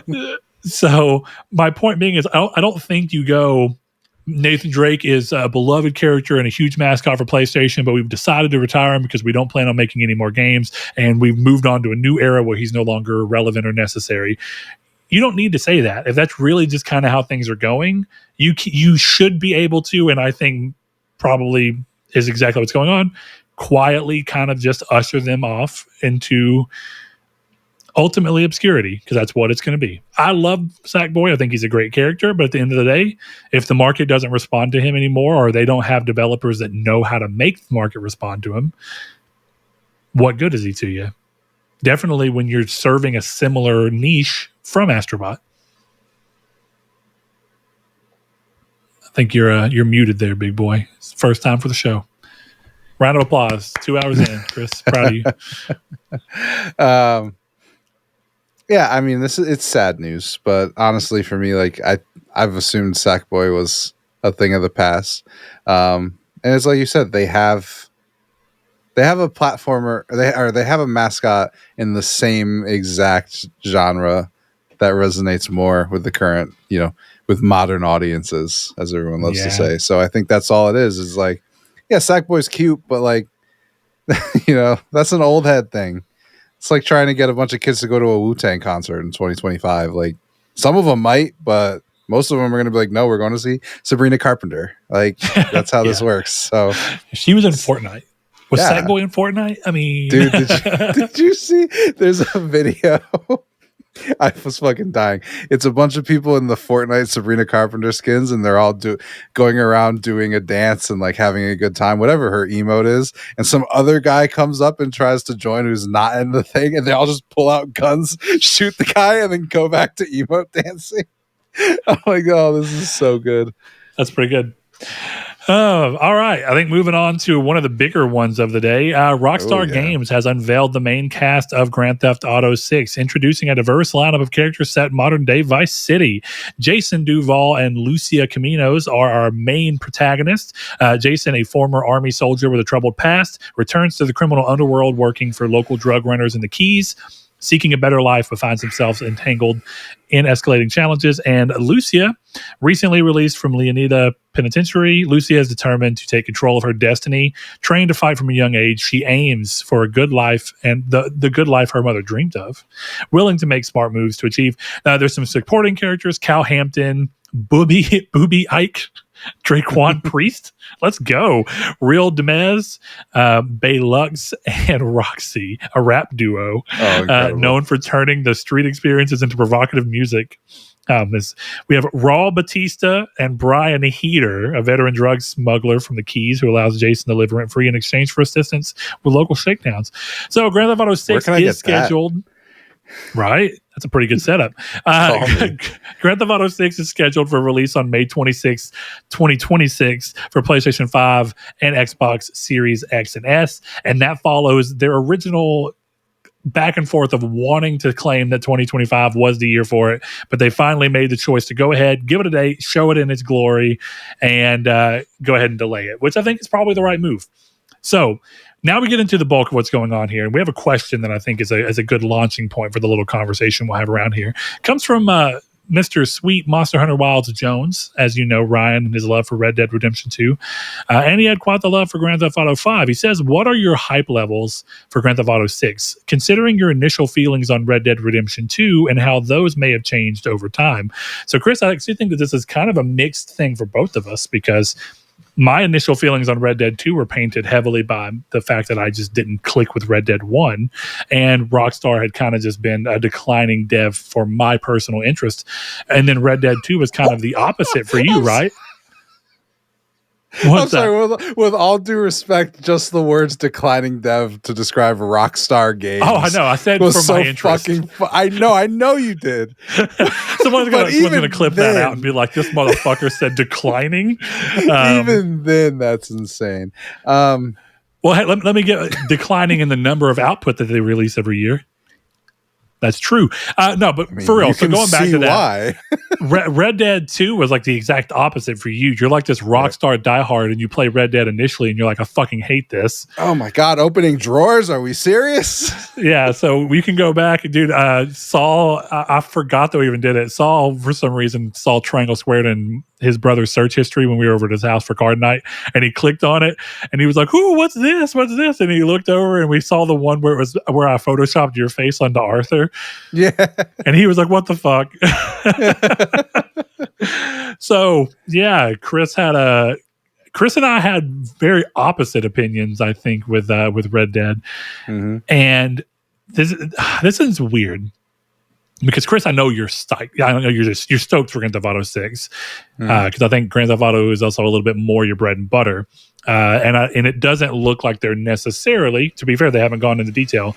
It doesn't look like they're going out of their way to change Grand Theft Auto in any real way from what it was to what it's going to be now. Not in a way that feels as similar as Red Dead 2 becoming much more sim heavy than Red Dead 1 was. Would you agree with that? Yeah. I mean, they clearly changed some things. It does have woke DEI in it. So But yeah, I'm not getting the vibes that this is going to try and lean into that sim aspect. But I also don't think that that's what the market for a game like Grand Theft Auto wants. I actually think Red Dead is the right type of game and tone of game and subject matter, with like being kind of like an old Western, to lean into that simulation aspect, because it can kind of help immerse you in this simpler lifestyle thing that they're trying to sell with this character in the story, while they still have larger than life moments, just time capsule in the past. That's not what's happening here. This seems like this is pushing the envelope on quick moment to moment bombastic fun that you want to have with a game like Grand Theft Auto, and kind of just expanding on that in big ways, while of course pushing the technical envelope to an insane degree. Oh my god. Yeah, I mean, this is definitely like, if I have to get my rocket launcher out of my trunk in Grand Theft Auto, I'm gonna be pissed. Like, you know, and that's kind of exactly like what I want to play. Like, Lucia needs to be pulling guns out of wherever the hell she stores them, and thousands of them need to be in her pockets, because that's Grand Theft Auto. It's not about opening drawers and finding a quarter can of tobacco. You know, it's about doing bombastic shit and finding ghosts and searching for UFOs and weird shit like that. You know, which Red Dead does have the UFO moment in there, I guess. So that happens, but yeah, I don't know what to say about it. It's one of these things where, like, I'm really excited to play it, and I'm also terrified to play it. Why is that? Because if it doesn't land, that would ruin my day.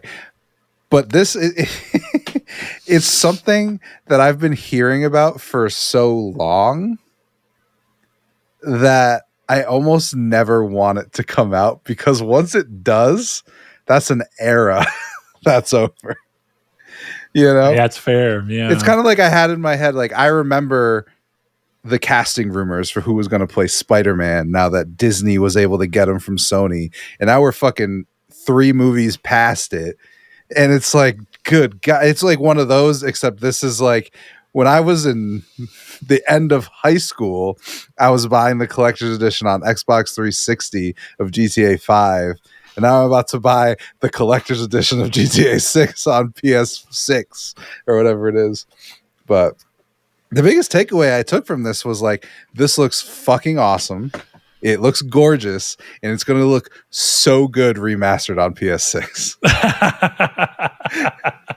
With a first-person view added. They're going to do an omnipresent narrator for it.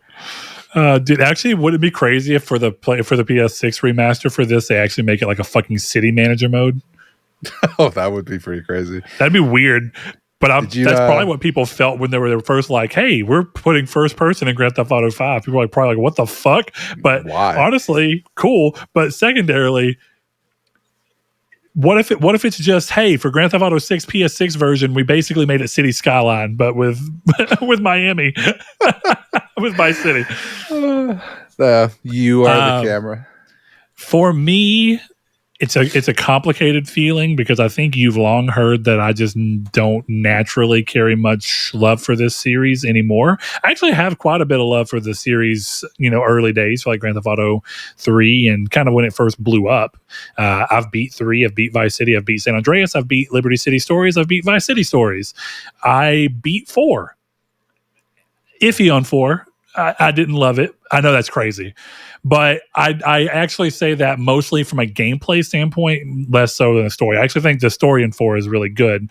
I just didn't care about the game aspects that most people. Like, your foot fucking leans up on the concrete and you could drive drunk. I'm like, yeah, but what does that really do for the game and the story and the characters? And thankfully, it still had good story and characters, but it puts me in a weird spot because I remember being kind of like to Red Dead 2 and playing it on a whim and being really glad that I did. But I also know that most of what drove me to Red Dead 2 are the things that I cannot see them doing here, which is the simulator kind of heavy stuff. You got to clean your gun or it'll jam, and you've got to, as you're rolling through, depending on what you do, there's going to be different outcomes and it's going to be slow. And there's sometimes where it's a pain in the ass.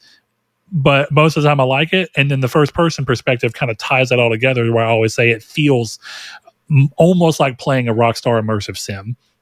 I just don't see that being the case here. But I do have a strong suspicion that much like Red Dead 2, this game will launch with a first person point of view. And I think my best bet is to still approach this from playing it as a first person shooter.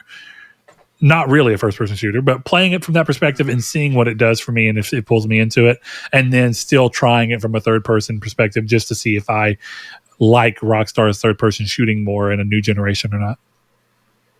Yeah. But it's hard to watch the trailer and not go, wow. Mm-hmm. And now, not from like a gameplay perspective. Every bit of my wow was just...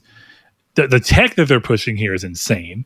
So I think almost anyone can find probably a fun hour or two at the very least, just walking around and just being like, whoa. Because like there's some cloth simulation in there that kind of looks like some shit you saw in like the Order 1886 that you don't see a lot of nowadays. I'm being serious here. But the impressive part of that is that the Order is a super linear game.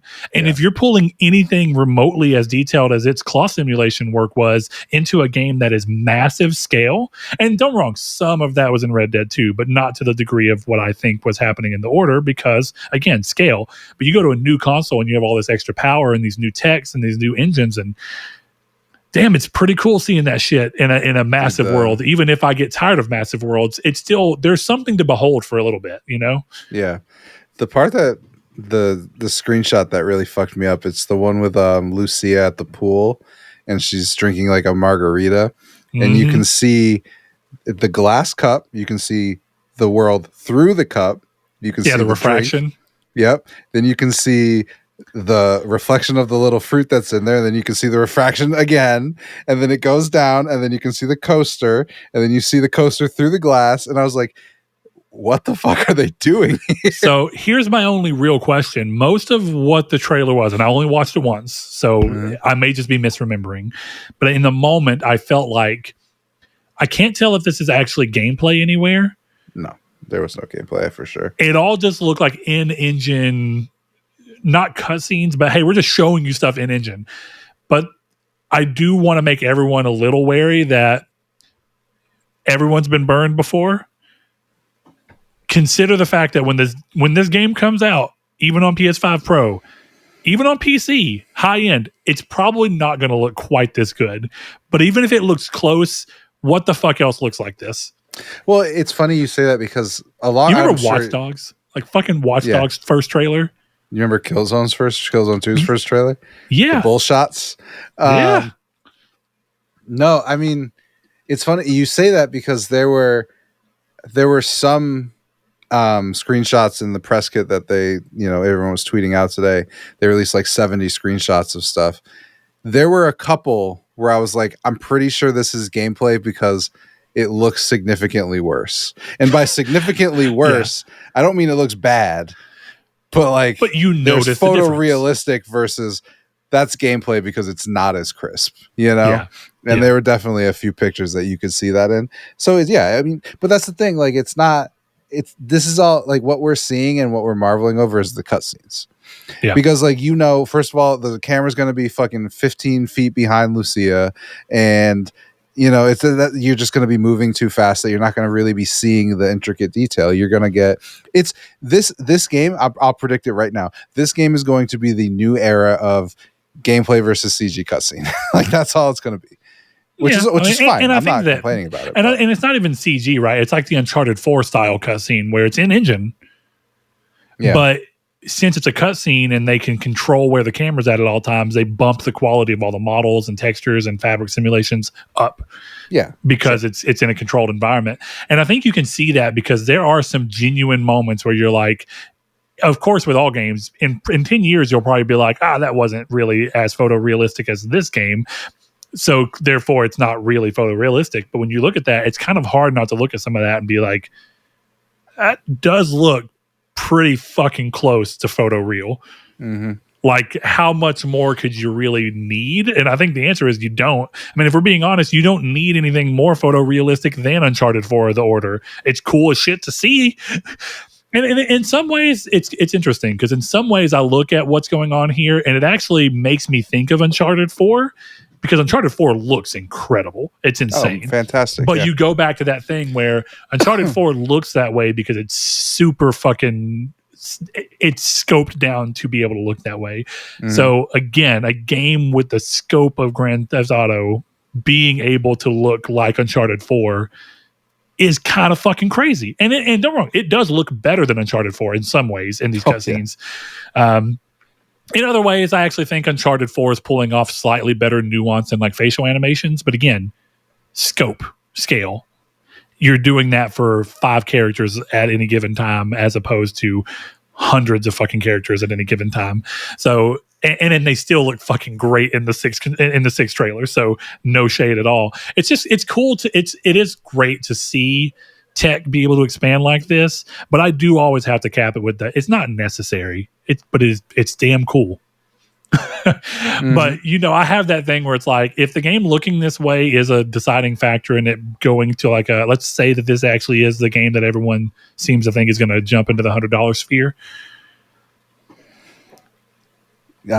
It looking good is not going to be enough for me to be. I'd just be like, I'd rather it have looked a little worse but been more reasonably priced, if I'm being honest.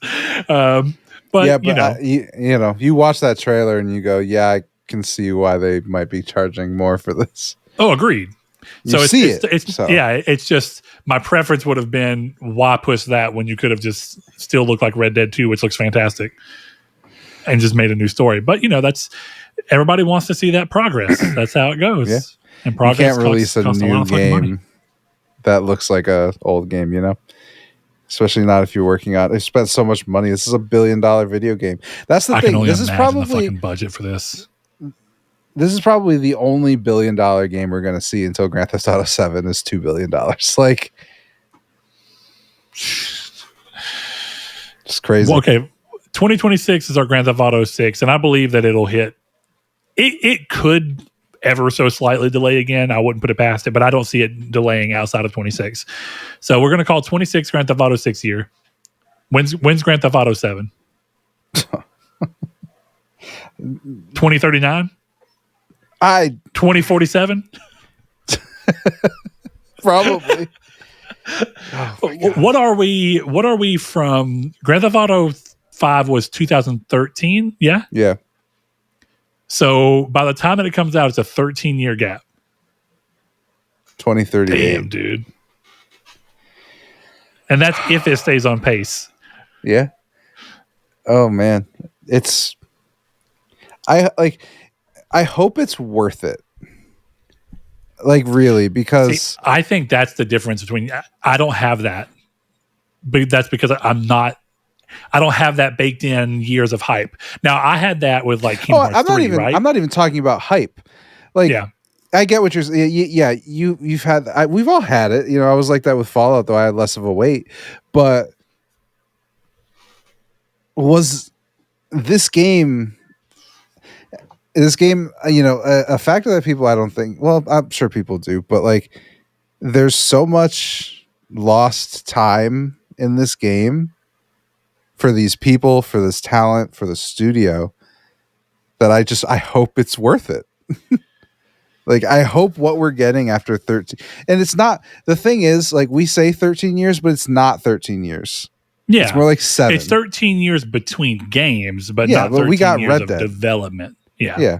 So I just, again, I hope it's worth it. You know, I hope that it comes out and we're like, you know, I hope that when it comes out, I go, I would wait the 13 years again, you know?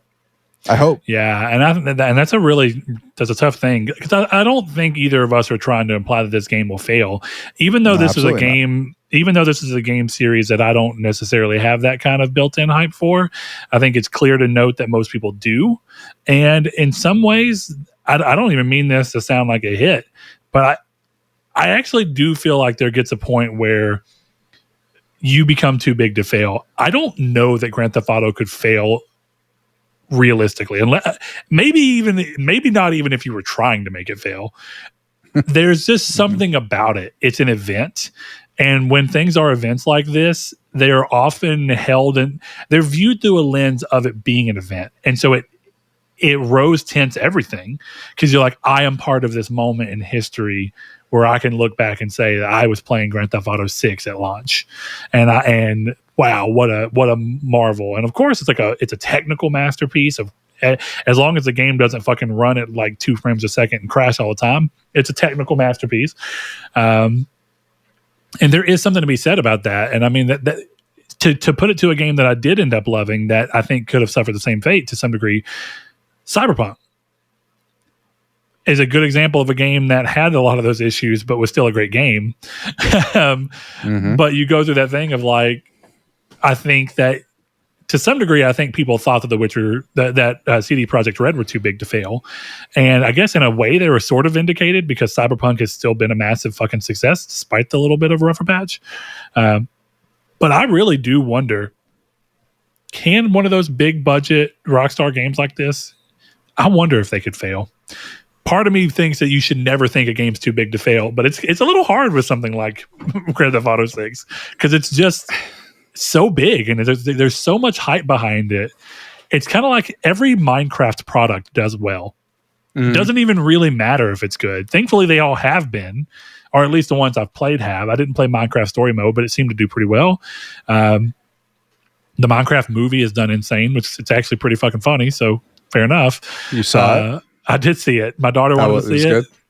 Yeah, dude, it's stupid as shit. Of course it is, but it knows that it's just trying to be fun. And at the end of the movie, you're just like, I would never call this like cinema masterpiece, but it succeeded at making me enjoy my time watching it.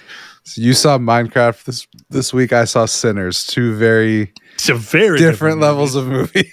Yeah, very, very different movies. So, yeah, I think this is interesting, but that's about as much of an answer as I can give you. I am much like with Claire. I am willing to go into Grand Theft Auto 6 knowing that I'll have access to it. Therefore, my burden of entry puts me in a good position to not have to worry about that. What's that, Chris? I said, don't count on that. Yeah. I don't know if it's going to be a disc or a digital code in the collector's edition that I will be buying. So yeah, we'll see. We'll see. If I do have access to it, then of course that barrier is even easier, and that just makes it easier to go into the game and be like, let the game wow me. You know, it's kind of like it's a little different because you're not actually coupling things together, but I kind of view it in the same way that I view like you're wanting to go see a band in concert. And you know the band that you're going there to see, but there are other bands that you may not know very well or at all there. And you go, well, I'm going to see the band that I want to see, And then it's just an opportunity for the other bands to impress me into liking them. Mm-hmm. That's how I've always viewed it. I usually, if I don't know the band, I don't even spend time looking them up. I'll just go, I'll find out when I get there. They'll start playing and I'll be like, oh shit, this is pretty cool. And I've had some bands impress me enough to be like, oh, well, see, I already knew Intervals, but you had your ability to kind of go, oh, Intervals kind of slaps. Yeah. I knew that one song everyone knows from After the Burial. Yeah. Yeah. That song makes me want to fucking shoot my head off. It's worse because it's a sick riff if they just knew how to fucking play it less. Yeah. All the same. Thinking about seeing the Viagra Boys soon. I love those guys. Have you heard the Viagra Boys? No. Dude, I'm not, like, it sounds like a joke, but the Viagra Boys, like, fuck, their music is sick. Okay, I'll have to check it out. But yeah, that's kind of where I'm at with games like Clair Obscur and Grand Theft Auto, is it's kind of like, oh, if Chris buys them and I therefore already have access to them, it's just me giving the game a chance to impress me. And what's cool is I actually think that's the best way to play some games, because you have very little preconceived notion. You just kind of go in and be like, what's going to happen? Mm-hmm. And you can often be like, damn, that was cool. I didn't expect that to blow my balls off like that. So yeah, we'll see. I'm also curious the dynamic, because I played very, very little of 5. So I didn't really dig into the mechanic of having multiple player characters that you swap between and all that. I think it was a cool idea, right? You swap to one of them and he's in his car and you're like, oh shit, he was out doing his own thing whenever I was playing as Trevor, and blah, blah, blah. That's cool. But I didn't get to dig into it much because the game just didn't appeal to me. But I'm kind of curious how they're going to approach it here with these dual protagonists, and, kind of see, because of course they didn't do that necessarily again in Red Dead 2. I don't want to say too much, but you get what I'm saying. Mm-hmm. That's not really the shtick of Red Dead 2. So yeah, I don't know. I'm curious to see how it'll be able to change that for me, because since I didn't actually get into that in 5, I don't know how that affects the formula enough to comment on it. Yeah, I'll be interested. All right. So let's see. We got some more news here, if I'm not mistaken. Sony has announced PlayStation Plus Essential monthly games for May 2025, available to claim starting May 6th. That's today. This month's lineup includes Balatro, PS5 and PS4 versions, Ark Survival Ascended, and here, Chris wrote out a description for Balatro, but if you've not understood what the fuck Balatro is and you've been listening to this podcast, then I don't know where you've been. And that's almost like me not knowing what Vampire Survivors was. No. No. Ark Survival Ascended, which is a remaster of the original Ark Survival Evolved, released in early access in 2023. And then lastly, Warhammer 40k Bolt Gun, a fast-paced first-person shooter set in the Warhammer 40k universe. What's up, Chris? I mean, one of these games is one of the best games of all time. And then Ark exists, and Bolt Gun looks really good. I've heard a lot of good about Bolt Gun. I almost bought it a couple times, and roll your eyes all you want. It doesn't have a platinum, so I never bought it. Classic Chris. Not worth my time. Sorry. Put a platinum in your game. It's 2025. Is that why you're not going to play the Shivering Isles, because you can't get a platinum? No, it's because I don't want to search for a bunch of crystals.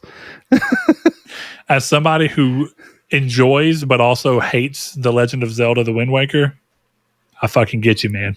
I fucking get you. Yeah, I don't really have much more to say there, but it's pretty sweet to see Balatro getting this, and I doubt that this is anything but just more money in the Balatro guy's pocket. This is cool. Did you know, I found out, you might have known this, that the Balatro theme song was a guy on Fiverr. Doesn't even know who he is, apparently. Oh, that's sick. I did not know this. Iconic theme song, and just some dude he paid $50 on Fiverr. That's crazy shit. Yes, dude. You gotta love shit like that. Incredible. You know? Man. If I was that guy, I'd be like, I made that. I got no rights to it, but I made that shit. Well, it's like the dude who actually wrote the Old Town Road Lil Nas X song. He was like, I sold the fucking beat to him. I didn't know it was going to become this big, massive thing. And apparently Lil Nas X hooked him up and was like, hey, dude, this blew the fuck up. You got to get your comeuppance. Here's some money. That's pretty sweet. Fuck yeah. Because you at least get to go, hey, I wrote that. I at least wrote the music part of it, but getting that payday on top of it's pretty cool. Got performed by a live orchestra. That's fucking wild. MIDI soundtrack for a card game. Incredible. Sick. The last thing on here, I guess there's actually two things. So we have Borderlands 4 is now set to release on September 12th, 2025, moving up from its original date of September 23rd. Gearbox CEO Randy Pitchford stated that the decision was driven by the game's strong development progress and the team's confidence in its readiness, not by external factors like the anticipated release of Grand Theft Auto 6, which, to be honest, moving up like a week when Grand Theft Auto 6 is in May, it kind of checks out. Now, there may be other games, but I don't think Grand Theft Auto 6 was one of the ones that had pressure on them, if that was what they were worried about. You know how I feel about Borderlands 4. It's kind of in the same realm as the Grand Theft Auto 6 for me, where it's just kind of like, I know a lot of people are excited that it's coming out, but the last time I played a Borderlands game, I got super burned out and didn't really care and fell off of it. And then even whenever I played Tiny Tina's, which is similar enough, I got burned out and ran out on it. So I was talking about Borderlands 3 before that. Yeah, that's pretty rough. So this is interesting.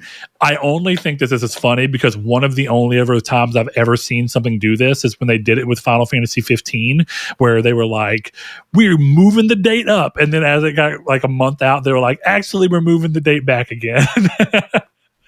So it'll be funny to see if this happens again, where they go, we moved it up because we're so confident. And then, fucking October 12th, it's like, or I guess August 12th, it's like, well, guys, we're actually going to have to push it back to October 5th because need a little more time.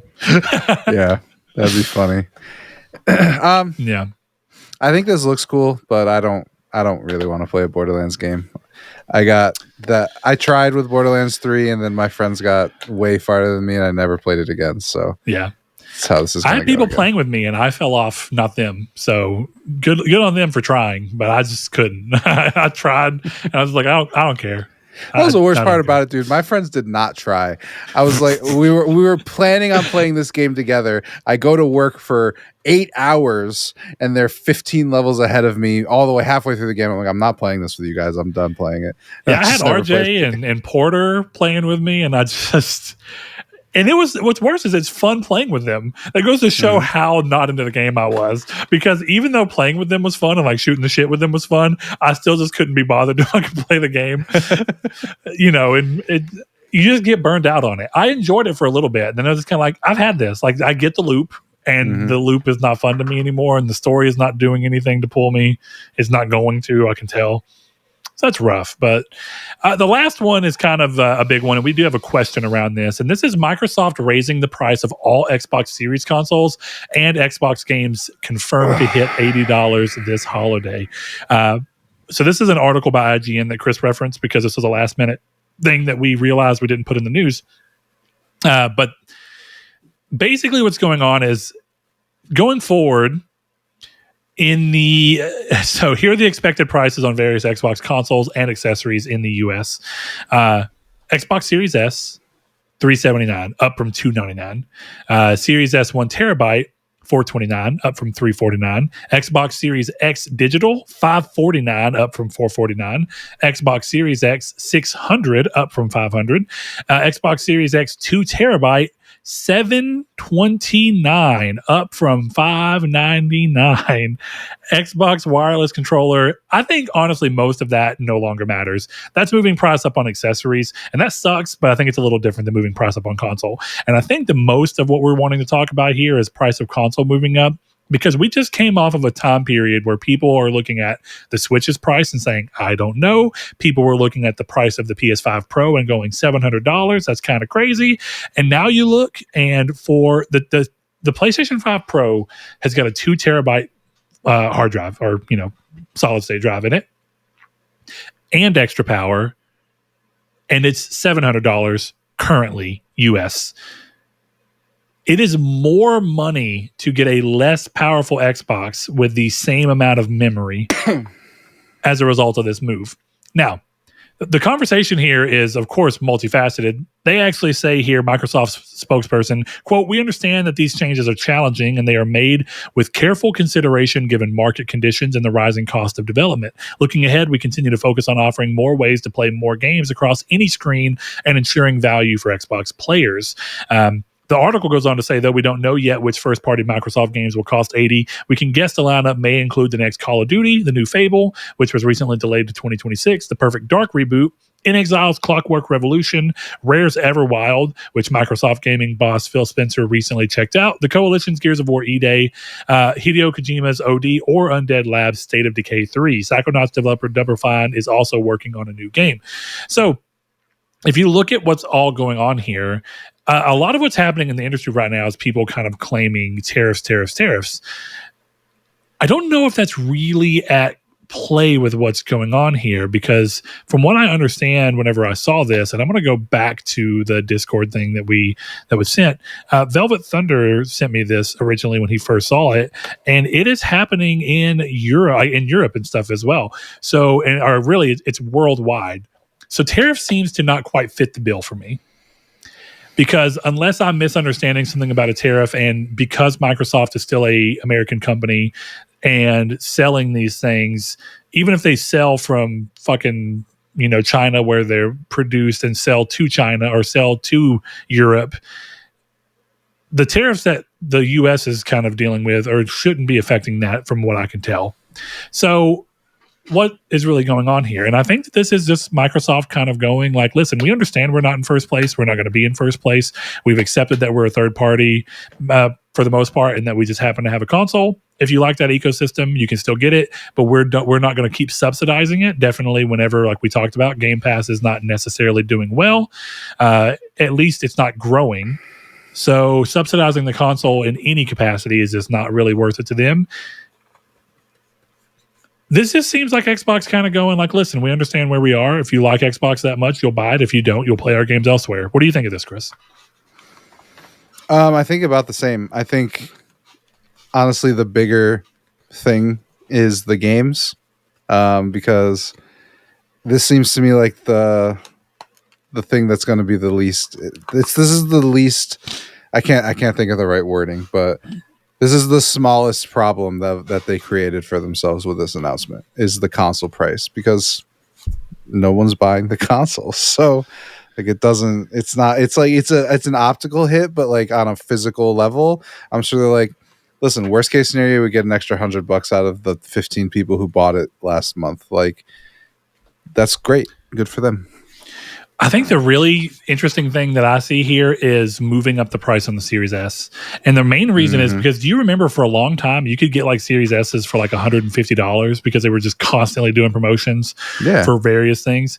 And now you're taking now you're taking this 512 gig system that, some games have skipped Xbox because they don't want to try and figure out how to make the game run on Series S, and you're bumping the price up. And I get it, but sometimes it's like one of those things where and the Series S also at one point in time was selling better than the Series X. So I guess in a way it was their breadwinning console. But I feel like I would have preferred, if I were an Xbox person and I was looking at this, I feel like the Series S is supposed to be like this entry-level console that's slower powered but can play most next-gen things at a pretty good rate. I think there's more of a reason to keep the very base 512 model at that $299 price, and then maybe move the price up on the 1 terabyte one by like $25 or $50, just so you still can say like, listen, Xbox, we view value as an important thing. Therefore, we want to make a console in which you can get in at a value. So the Series S baseline model is still $300. But if you want anything more, here's the new prices. I get to a degree why they didn't. And if you're going to rip the Band-Aid off, go ahead and fucking change it all, I suppose. But I just think that, like you said, clearly we're being a little exaggeratory when we say no one's buying the console, but what we mean is that people are not buying the console in the rate of which they're buying Switches, which is a system that is on its deathbed in terms of life cycle expectation. Clearly still a ton of games coming for it, so it's going to keep happening. But people are still buying PlayStation 5s and Switches at a much, much higher rate than they're buying Xboxes. So this, you're right, to a degree, this isn't the same, not that it's a big deal, but honestly, with PlayStation selling so many more units, it is a bigger deal if PlayStation comes out and says, "Listen, we're raising the price of the PlayStation 5 by $100." Now, I think the flip side of this is, does Sony raise price, or do they choose to eat it? Because I think what we've seen recently is less and less electronics manufacturers choosing to eat the cost. They always want to make sure they're at least breaking even, if not making a little bit of a profit off of their consoles. So what do you think is going to happen here? Do you think the Pro will remain under the Series X 2 terabyte price at $700? Do I think that? Yes. Okay. I'm going to go with yes. Because I don't think there's, I feel like when you're winning by this much, like, the best thing they could do right now is just not touch the prices. Like, at least for us, we're at a point, not us just in general, but like gamers as a whole, right? Like consumers, right? Yeah. And I think realistically, if they're like, listen, we can take a $50 hit on tariffs and have the greatest PR we've had all generation, or we can raise the price and see what happens. I think if I was in that chair, I'd be like, listen, we just got to keep the price where it is. Maybe we can add $20 to the PS5 base, or raise the price of the accessories. Okay, you want a disc drive, it's $110, not $99. You know what's crazy Pulse about? Elite, $156. Whatever. So it is. they did raise prices a while back, if I'm remembering correctly, for PS5. But not in the US, if I'm not mistaken. No, it wasn't. But if I remember correctly, at the same time, okay, so this is PlayStation Blog PS5, April 13th. So this is pretty new. Raising the price in Europe, Australia, and New Zealand.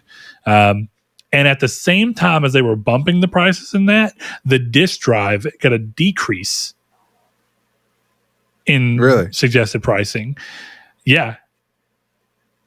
So I thought that was pretty interesting.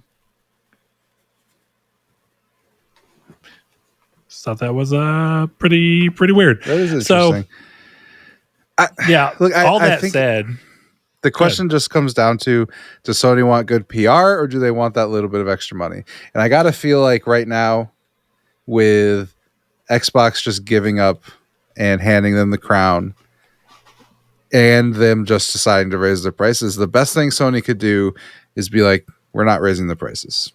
We're not promising you shit for the PS6 generation, but PS5 staying where it is. I don't think they can reasonably raise the Pro's price. I think if they do that, it's DOA, and they might as well not have made it. But I could see them raising base PS5. I could see that. Yeah, but then what's weird about that is that makes the Pro inherently look better. Sure. They don't care, though. What would be interesting is if they rose the Pro's price, being like, listen, we have tariffs, we have to try and adjust, but we're going to mildly adjust the Pro's price. We're going to go to $729 to just match the Series X 2 terabyte price. That would be pretty funny. I mean, at $30, it's $30. So, look, if we're going into the reality of what's probably going to happen, if we're looking at why some of these people are saying this, a lot of people are throwing tariffs out there, but this happening in a worldwide perspective, so long as my understanding of that, which from what I could see from the articles does seem to be that way. Sometimes they're misreported. But with Xbox doing this at a worldwide scale, this does not seem to be obviously in line with tariffs. This seems to be more in line with just a move that Xbox is doing to adjust their business model. If Sony raises the prices, I imagine, because they've already recently done it everywhere. So I guess in a way, the only place they really still have left to raise prices on is in the US or in North America.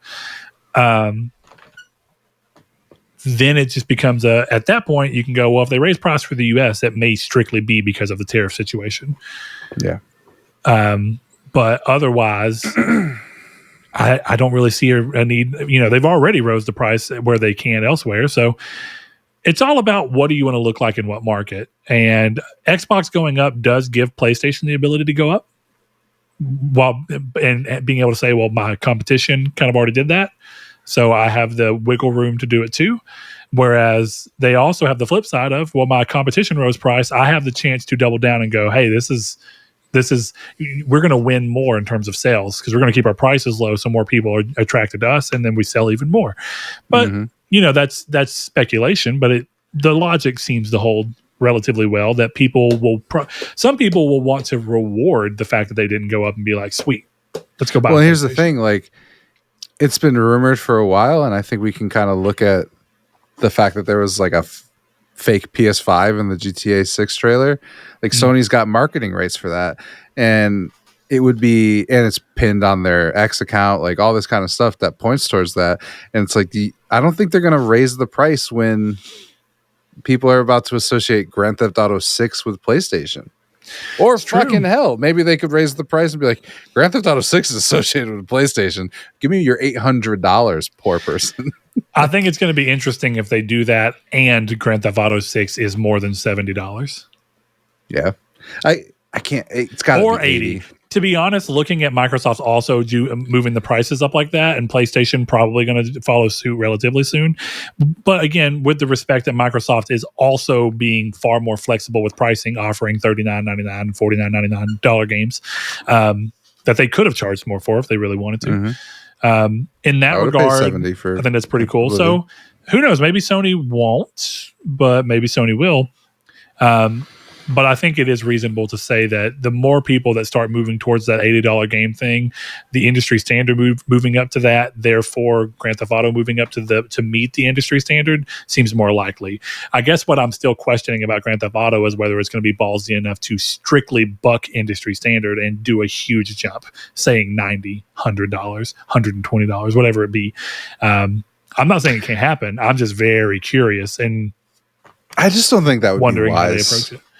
I think keeping it at whatever the industry standard is going to look better realistically. If they could charge $60 for it, they should, because like the money comes from Grand Theft Auto Online.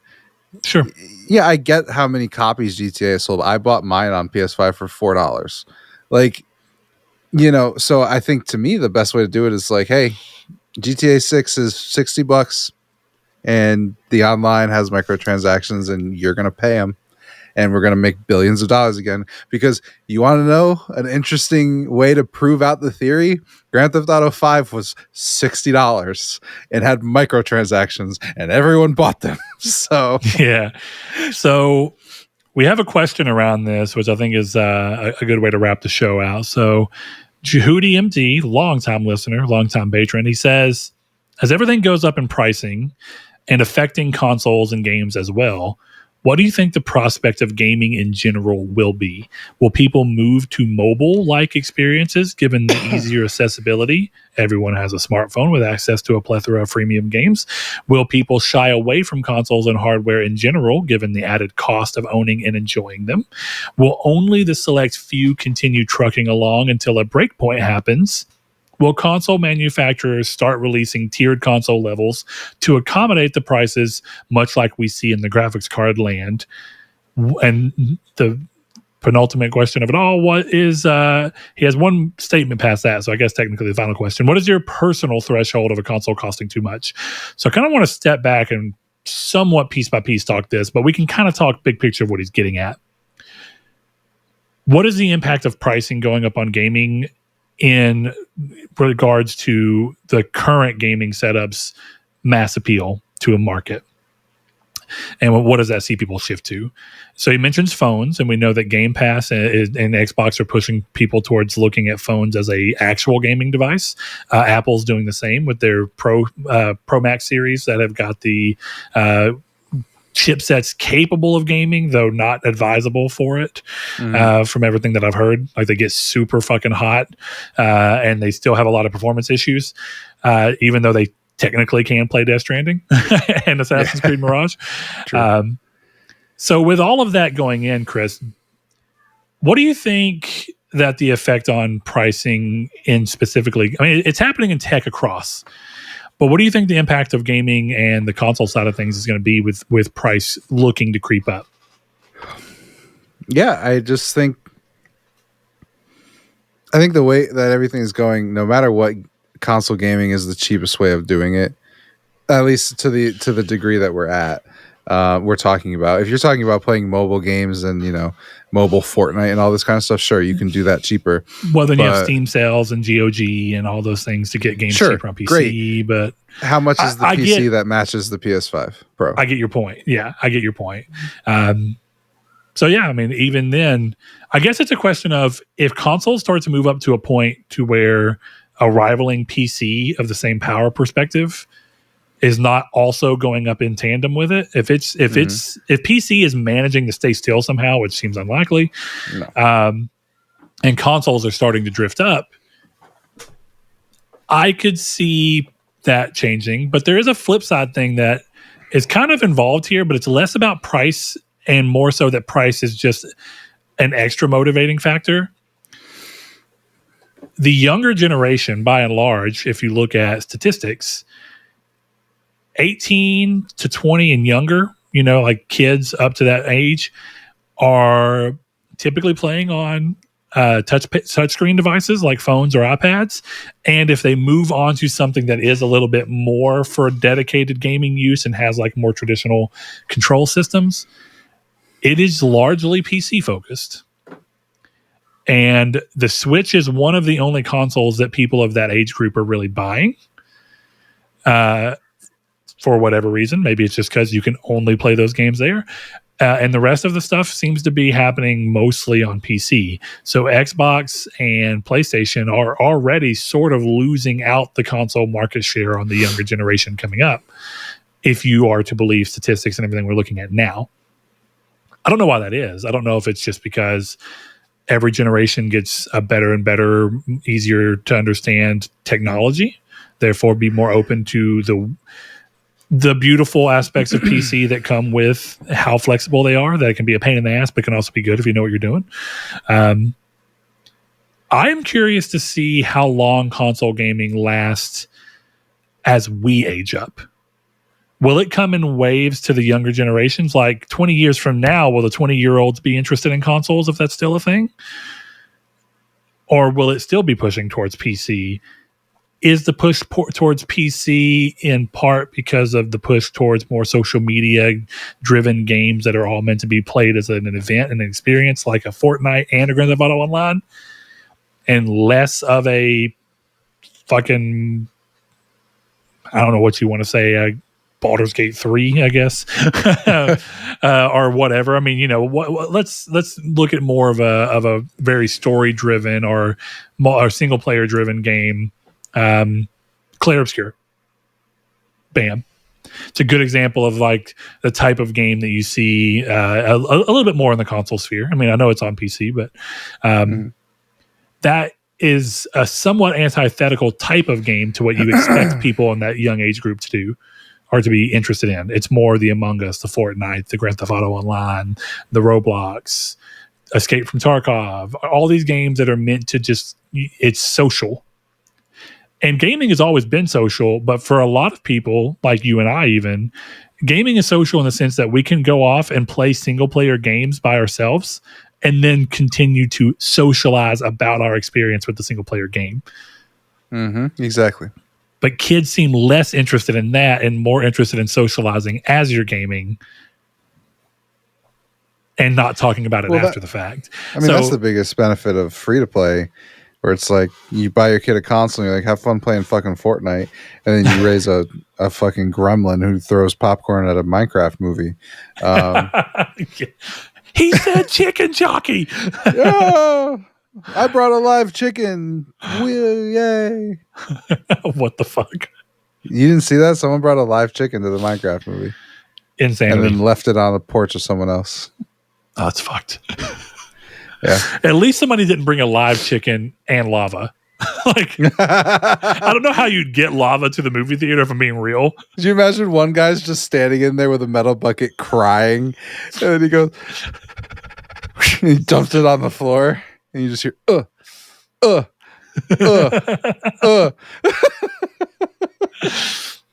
actually do want to see if there's a video of someone trying to cook a chicken with lava now. Surely it exists. Not because of the Minecraft movie, but just because of Minecraft in general. But going back to the crux of the question, I think you and I are kind of a similar spot on that, and that I think console gaming is still cheap. And My actual thing is that not only is it cheap, it is the simplest way to game. It is plug and play. You plug it in, you put the game in, or you download the game and you play. You don't ever have to really worry about adjusting settings if you don't want to. It's cool that games are, even on console, are giving you the option to do so. But if that's not your shtick and you don't give a shit and you're just willing to play every game at what the stock settings are, it's cool that it exists that way. And so there is that factor. And I think if you look, I think a lot of hobbies are very expensive. And since a lot of gaming is moving towards microtransaction thing, I don't really know if the price of the console is going to matter much. If a lot of games are a one big time purchase, but then a lot of smaller purchases over the time, and that's what people are used to, paying $800 for the console, but then just sporadically spending $20 twice a month on shit for the free to play game you're playing, which is a large chunk of the audience, is not going to be a big deal.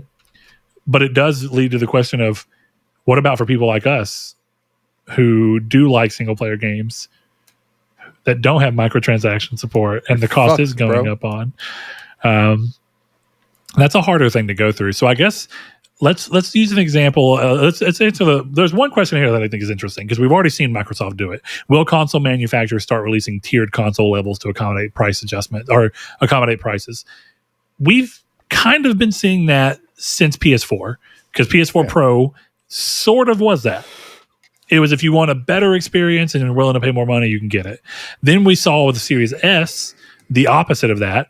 Here's a lesser experience, but if you don't want to pay the big, you can play 90% of the games that are going to be big this generation on this console without much issue. Cool. Then you see the PS5 Pro coming back in on the opposite side. Hey, if you really want more power, $700. And so I think for a while, having a $300 Series S and a $700 Pro, and then $500 kind of middling systems, you're seeing the scale. That is low, mid, high. Exactly. So in that sense, I feel like we're there. And I'm going to be more real with what's happening here. Because of the way that consoles are going, I strongly have a feeling, and it's a little unfortunate, but I get it. Games are ever more being built towards being scalable so that they can be on PCs, they can be on Steam Decks, they can be on Series S if possible, And in that sense, I honestly think, and I think Chris and I have said this before, but no time like the present to say it again, I think the PS5 will become the low tier, and the games that are PS6 games will still release on PS5 for the people who already have PS5, so they can continue to make money off of that install base.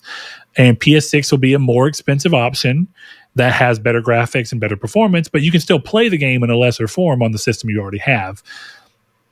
And then I still think that there's going to be, everything we're seeing looks like there's going to be a PlayStation handheld of sorts. So the PlayStation handheld might kind of be the middle ground.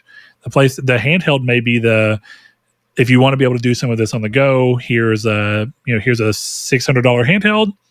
You can still buy the PS5 for now $400, maybe, if we get lucky by that point. And you can buy the PS6 for $800. We don't know, but I imagine we'll see a continuation, but a slight evolution of what we're already seeing now. That's what I've always thought. I've always thought it was interesting that at this point we don't see more tiered options, Why don't I have a $1,200 PS5 on the market? I don't know. I think a lot of it is that the reason that they can make consoles at the price they do is because they bulk buy components and bulk manufacture. Sure. And when you start divvying up your line that far, you're making less bulk of one item, so you're paying more for components. And since they're different. So I think that's a lot of it. It's a little antithetical. Not enough for them to not do it at all, because clearly you see a Series S and a PS5 Pro. But I think you try to limit how much you diversify. But if the PS5 is already being made, and it's being made with hopefully components that are starting to go down in price by that point, then PS6 becomes your stepping stone, it becomes your jump, and that becomes your high end. And then your games are still playable elsewhere. That way you can justify spending $1 billion on a game like Grand Theft Auto 6. So I guess the last question here is, what is your personal threshold of a console costing too much? And I'm going to be real. I make pretty good money. I like to game. It's a hobby that I don't see myself necessarily moving away from, even if it does get more expensive. So if I'm really put to the test, the threshold is whatever I just genuinely can't afford. But that number is ever moving. And realistically, even if I couldn't afford it at one moment, by the time they announced it, I would just start saving so I had the money by the time it came out. Yep. Or I'd sell stuff that I don't use anymore or need to make up the difference to pay that. So in a way, I don't know that there is one. But if PlayStation came out tomorrow and said, hey, due to all this crazy shit, we're making the PS6, which is coming next year in 26, and it's going to be $3,000, then yeah, I want to have a moment of like, what the fuck? And I'll probably hold on to my PS5 Pro for a little longer, but I don't think that it would be to a point where I would just stop gaming. You know what I'm saying? Or even stop console gaming. I wouldn't switch to PC unless PC does a lot to become more TV friendly than it currently is. Then maybe. I can't think of a threshold for myself. I'm sure there is one, but like gaming is like what I do in my spare time. Like, I don't know. I buy bowling balls and video game consoles. I don't know what to tell you. That's what I spend my money on. Like, okay, like I have a Grom, a Honda Grom. It's a little motorcycle that's like a street bike that's small and they're fun to fuck around with. Yeah. Motorcycles are definitely Groms are very much known for people just essentially microtransactioning their Grom. That's what you're doing. You're going to eBay and all these different part stores. I got a new seat because my seat was uncomfortable, and I think this one looks better too. So it's kind of a win-win. I'm thinking of taking some stuff off of the back and doing a fender removal to look cooler. So you do this thing, and my point being is that like if your hobby is motorcycle and the motorcycle goes up in price, which it definitely does, you still buy the motorcycle when you want one, and then you still spend money on the bullshit that you want to use to make it unique and yours. So I guess that's kind of the thing is like a real hobby. I think it's hard for a hobby to genuinely get too expensive. I think you just adjust how often you buy. So I think that if there came to a point where I struggled to keep up with new releases, I would just become the patient gamer, which I've already sort of been becoming slowly by matter of not having enough time. So I end up being patient because I'm not playing Claire Obscur right now. I'm playing fucking Oblivion. And it's lucky I'm playing Oblivion. I could be playing a game that came out last year. It's because I hadn't played it yet. I haven't played Black Myth Wukong. I don't fucking know what the hell's going on there. You know what I'm saying? So me either. I think that's what I would do. And Saul and I used to talk about that all the time, right? The idea, like the patient gamer is a valid way to play. It's a cool way for you to be like, listen, I have enough games to play in my backlog that I'll just play shit without spending money, and then I'll buy the new games as the games that are newer that I want. Eventually, they'll get old and they'll drop in price, most likely, and I can get them secondhand or used or new at a cheaper price or digital at a cheaper price. And I think that's what would happen. I don't think that most people's hobbies would push them away from it. It would just change the frequency in which you interact with that market. Yeah, I've always thought that the best way, if you were going to be a gamer and you didn't care about like being in the conversation, the absolute best way to game is a generation behind. Absolute best. If you're playing PS4 right now, you'd be playing every game, enjoying them, and you'd be paying $10 each. Yeah, it's true. PS4 may be a bad example because you can still buy those games and play them on PS5. Yeah, sure. But like I remember when I bought my PS3, the one I still use, I bought like 4 or 5 games for $10. It was like, look, check in this giant tub we have and take them. Like that, you know, and like that's a great way to go. I saved tons of money on games I bought already, but you know. Well, and I think what else is interesting is that you also get to view the game through your own lens. And I mean that genuinely speaking. Games that get hyped up, you may play and go, when it's not part of the zeitgeist, this game doesn't really offer much, even though people loved it at the time for being this next big thing. And then other games, you might go, this game was kind of trash, but playing it without being part of the common thing, this game rocks and I love it. You know, like that can totally happen. And that's cool. Being able to have a conversation with somebody and be like, hey, I'm trying to think of a notable game that kind of fucking crashed out into the fucking Days Gone. We'll call Days Gone's a good example. You wait to play Days Gone and you're like, this game kind of 70, this game fucking rocks. I love this. Now, of course, you're playing the version that's like hyper patched and fixed, but all the same, it's there. So Yeah, I think that's a good way to go. I guess I'll round this out by a point that he makes that I think is a good one. He says, another point I'd like to make is that the price change in games would have happened a long time ago. However, this did not because it was offset by the removal of the middleman through digital or direct digital distribution to consumers. So in a sense, price did increase since they actually did not decrease with the switch to digital distribution as many predicted would happen. So yeah, they increased in the sense of they got more of the pie. So they made more money off the games without having to raise the price. It's squeeze more value out of what you have rather than having to adjust the price to do so. Uh-oh, Chris is muted again. Oh, God damn it. Sound the alarms. Woo-woo.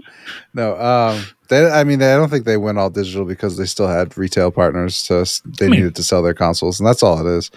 But yeah, but when you give people the choice and you don't push it too hard, and people naturally go towards the thing that's easier, you end up doing it without having to do much work. You know what I mean? Mm-hmm. So you know how tedious it is to stand up and go over there right behind me and look for a game to play. I'm gonna be PS3? real. I've always hated that argument. Like, if that's actually your reason, that's fine. But you should never push that onto someone else as a reason that someone else should go all digital. Because if you're really telling me that everyone should go all digital so that they don't have to walk 3 feet to get a game and stand up and put in their console, that's fucking insanity. That is so stupid. See, but I would honestly, part of me would make that argument, and it's not a laziness argument. It's a me. Like today, before we started the show, I did a race. I did a race in Forza. I played a game of MLB and a round of Balatro, and I never got out of the chair. There is benefit to that, but at the same time, it's a selling point, not a reason. Yeah, yes. And then you flip side, you go to the other thing, selling point for physical. You don't have to worry about whether or not the game gets delisted. And if it does get delisted, your game goes up in value. Yeah. So and also you can play unpatched versions because sometimes patches actually take out cool features. Like if you play the unpatched version of Assassin's Creed Unity, if I'm not mistaken, you can play it at like a crazy cool big frame rate that they ended up capping originally. So you can play at unlocked frame rate if you have the disc version that doesn't update. That's pretty sweet. That's really cool. Yeah. I wonder if that works on PS5. I think it was either PS5 and Xbox Series X or just Series X, but you could do it on one of the consoles if you had the disc version. That shit's cool. No Man's Sky, the Platinum's a lot easier if you just download the game or you just install the disc version of the game, log on, don't update, and play the game.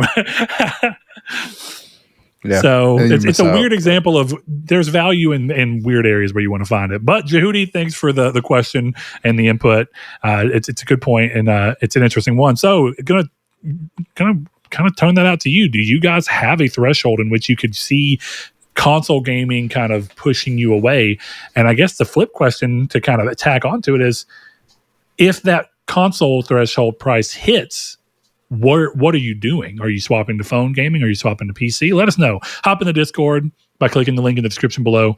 Talk to us there. Talk to us on Twitter. Talk to us on Facebook, wherever you want to be. We don't do a lot on Facebook anymore, if I'm being honest. It's just I don't use that platform very often.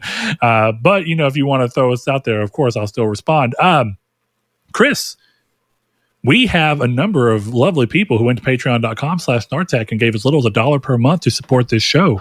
Oh, yeah? Are you going to read their names off while it is still feasible to do so? Damn. You read my mind. Whoa. So, what? Without further ado, we want to shout out Ryan Goldner, Low Rate Nate, Duh Overlord, Spencer, Alex, Barry Rogers, Stingray X, Matt Tubbs, Easton328, Bailey Robertson, Mark Schutz, Rude Days 93, Kevin Bacon Bits, Danny Villalobos, Jehudi MD, No Fate, Josh Ayers, Derek Porter, and Sean Santarud. Thanks to each and every one of you. We'll see you next episode.